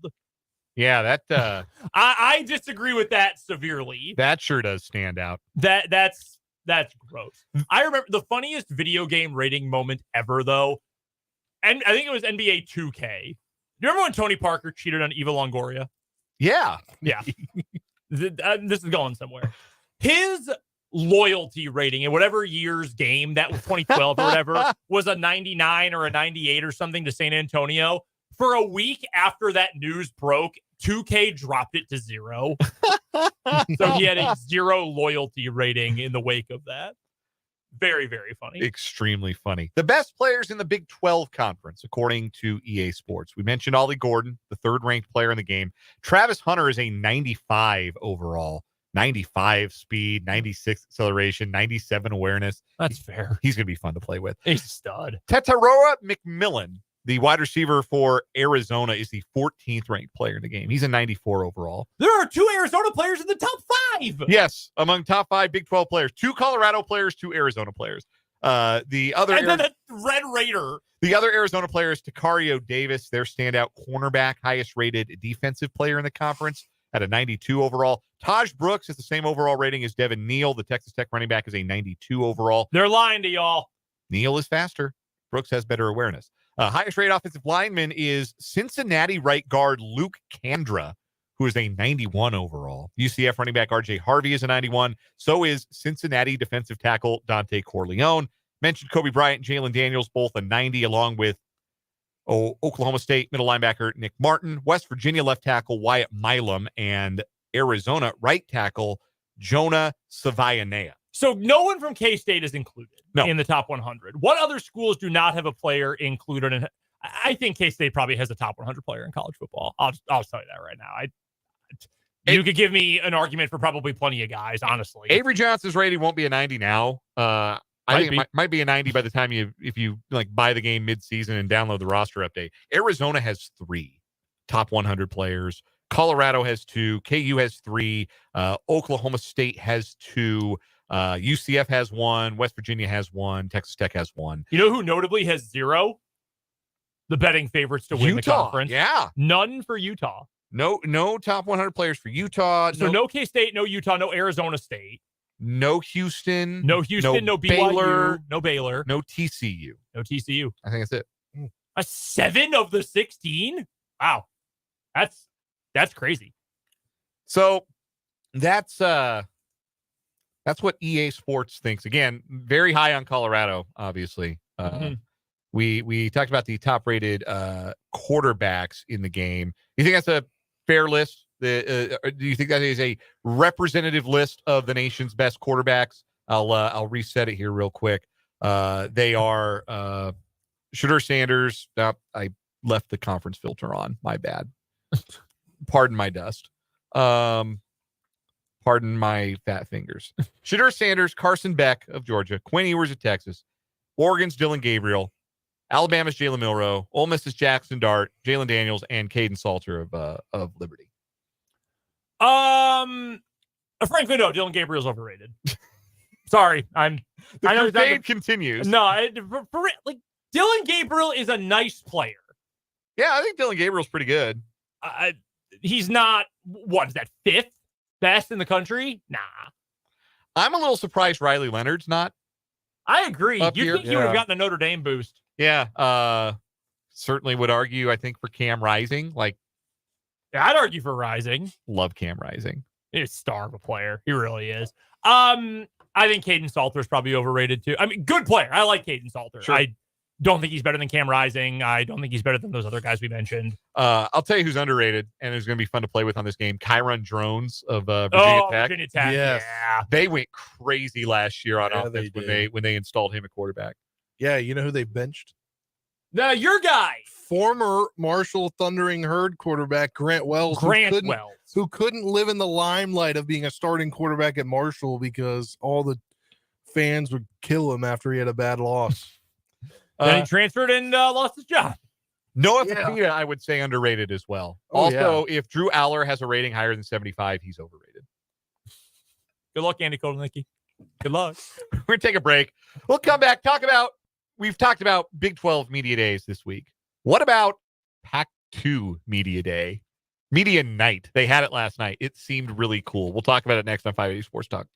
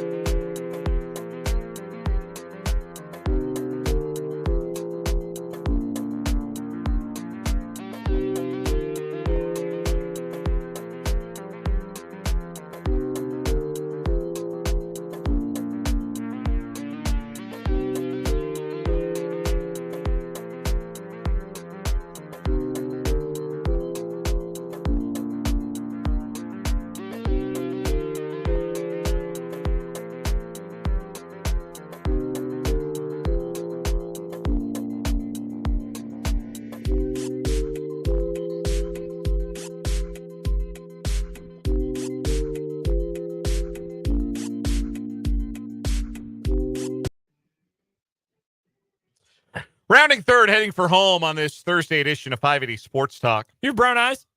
I do not. No, me either. Do you? No. Okay, well then center field doesn't apply to any of us. Brown-eyed handsome man? Yeah. Well, I'm 0 for 2 there, so. Now, brown hair, you can make an argument. Dan, Brendan, Spencer with you. We will be with you tomorrow until 5:30 when we'll give way to the Royals Baseball Network. Royals starting a series in Boston against the Red Sox. First pitch tomorrow night at 6:10, so pregame coverage will begin at 5:30. In between Big 12 Media Days in Las Vegas and Mountain West Football Media Days, also in Las Vegas, the Pac-2 held basically cocktail night last night in Las Vegas. They had an open bar. They did. They had, And they persuaded people to go to the open bar. yes, the acting commissioner of the Pac-12. Man, I wish I could have gotten that job. Teresa Gould took the microphone before the event began and said, if anyone has earned the right to drink, it's the Pac-12. She's right. Yeah. Wazoo's mascot's wearing crushed velvet jacket. No such finery for the Oregon State Beaver. He was still in his game day attire. But like Ryan Leaf and Steven Jackson were there. There was active athletes, 2 players from each conference were there. They had like their own little day for themselves. Mm-hmm. And I think that they should embrace that they are still standing. They should, Oregon State and Washington State should still carve out their lane as, we've been left behind for now. And I think that was the overarching message is this is just temporary. Mm-hmm. We still got strong identities as football programs, as universities.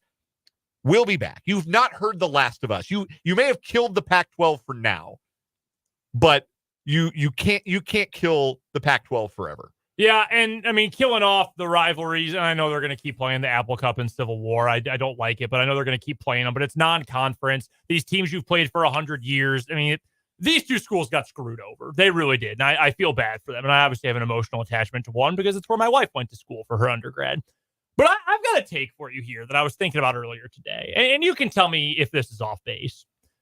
I feel like what Oregon State and Washington State are doing, the 2-pack, the Pac-12, whatever you want to call it, it feels far more college football than anything that the power conferences are doing right now.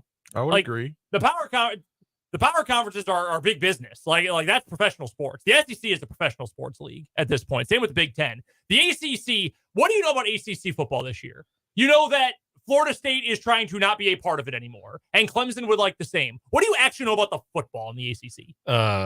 Florida State will be good. Miami is supposed to be good. They'll trick off a game they shouldn't lose like they always do. Kyron Jones is cool. Kyron Jones is really Virginia cool. Tech might be decent. Like very surface level stuff. Big Ten is big business. The Big 12, as much as this is our home league, so to speak, and KU, K-State, the teams we care about, West Virginia, these teams we care about, it's business. Brett Yormark is a businessman. He came from the sports business entertainment world. The Pac-2, the 2-pack, Pac-12, whatever, they said, their folks yesterday said, hey, we've got one of those fast channels, the free ad-supported TV. We were talking about those on the show the other day, the Pluto TV channels, if you will. They've got one for the Pac-12. They just show classic games and said, people thought we were closing it down. No, we're leaving that up. We want you to watch our content, our in-house produced stuff, old games. We're leaving that up. They're doing a new studio show with the CW. They're going to do Pac-2 and ACC stuff. That's who they have the rights for. The CW is available in every house in America. Every household in America has access to the CW, which cable networks can't all say, but over-the-air broadcast TV, you can say that. The fact that it's accessible, the fact that they are trying to get you to come and support them for reasons other than just big business, and I know they're business too. That's dumbing it down, but I think you know what I mean. And the fact that they're still playing regional teams, like Washington State, Boise State, assuming they eventually end up in a conference together, that could be a legitimate rivalry. Oregon State will find someone to, like Oregon State, Air Force, those 2 run-heavy kind of programs, those are games that'll be 10-7 and are going to end in an hour and a half for decades. Like, that'll be awesome. It feels more like the essence of college football or college sports than the other big leagues do right now. And not all for good reasons, because they obviously got left behind, but still, it feels more like, hey, this is what college sports were supposed to be. I just want to point out that the CW's A broadcast team is Ted Robinson, who's been on the Pac-12 network and done games forever and a day. You'll probably hear him on the Olympics in a couple of weeks. Yep. And Chase Daniel. Oh, gross. Oh, okay. I know I sound like this is sour grapes because he's a Mizzou guy. Chase Daniel on TV and on podcasts stinks. He's not good at it. Not at all. Oh. The other broadcast team, JB Long and former Wazoo star Michael Bumpus. Nice. I can't believe they don't have Yogi Roth. Yogi Roth, I think, is going to do some Big Ten Network stuff now. Huh. He was there, though, last night. He was the MC. He was the MC. He was up on the dais with the active players. He's Mr. Pac-12. Yeah. And he'll be out west doing some Big Ten Network stuff is what it sounds like. Yes. Longtime Big Ten member, Oregon. It's so dumb. The whole thing is dumb. It's the first thing I'm going to do when I boot up College Football 25. I'm Change the conferences? Yes. I love that that's a thing. You can do that. Restoring the feeling. Also, did you see they released the Road to Glory thing? Yeah. I can't wait till I eventually get a PS5 and go as like a guy that is a no star, going to go to some group of 5 school and then transfer to the best of the best, because you can do that now. Couldn't do it before. Everybody's dream to enter the transfer portal. Final word next, 580 Sports Talk.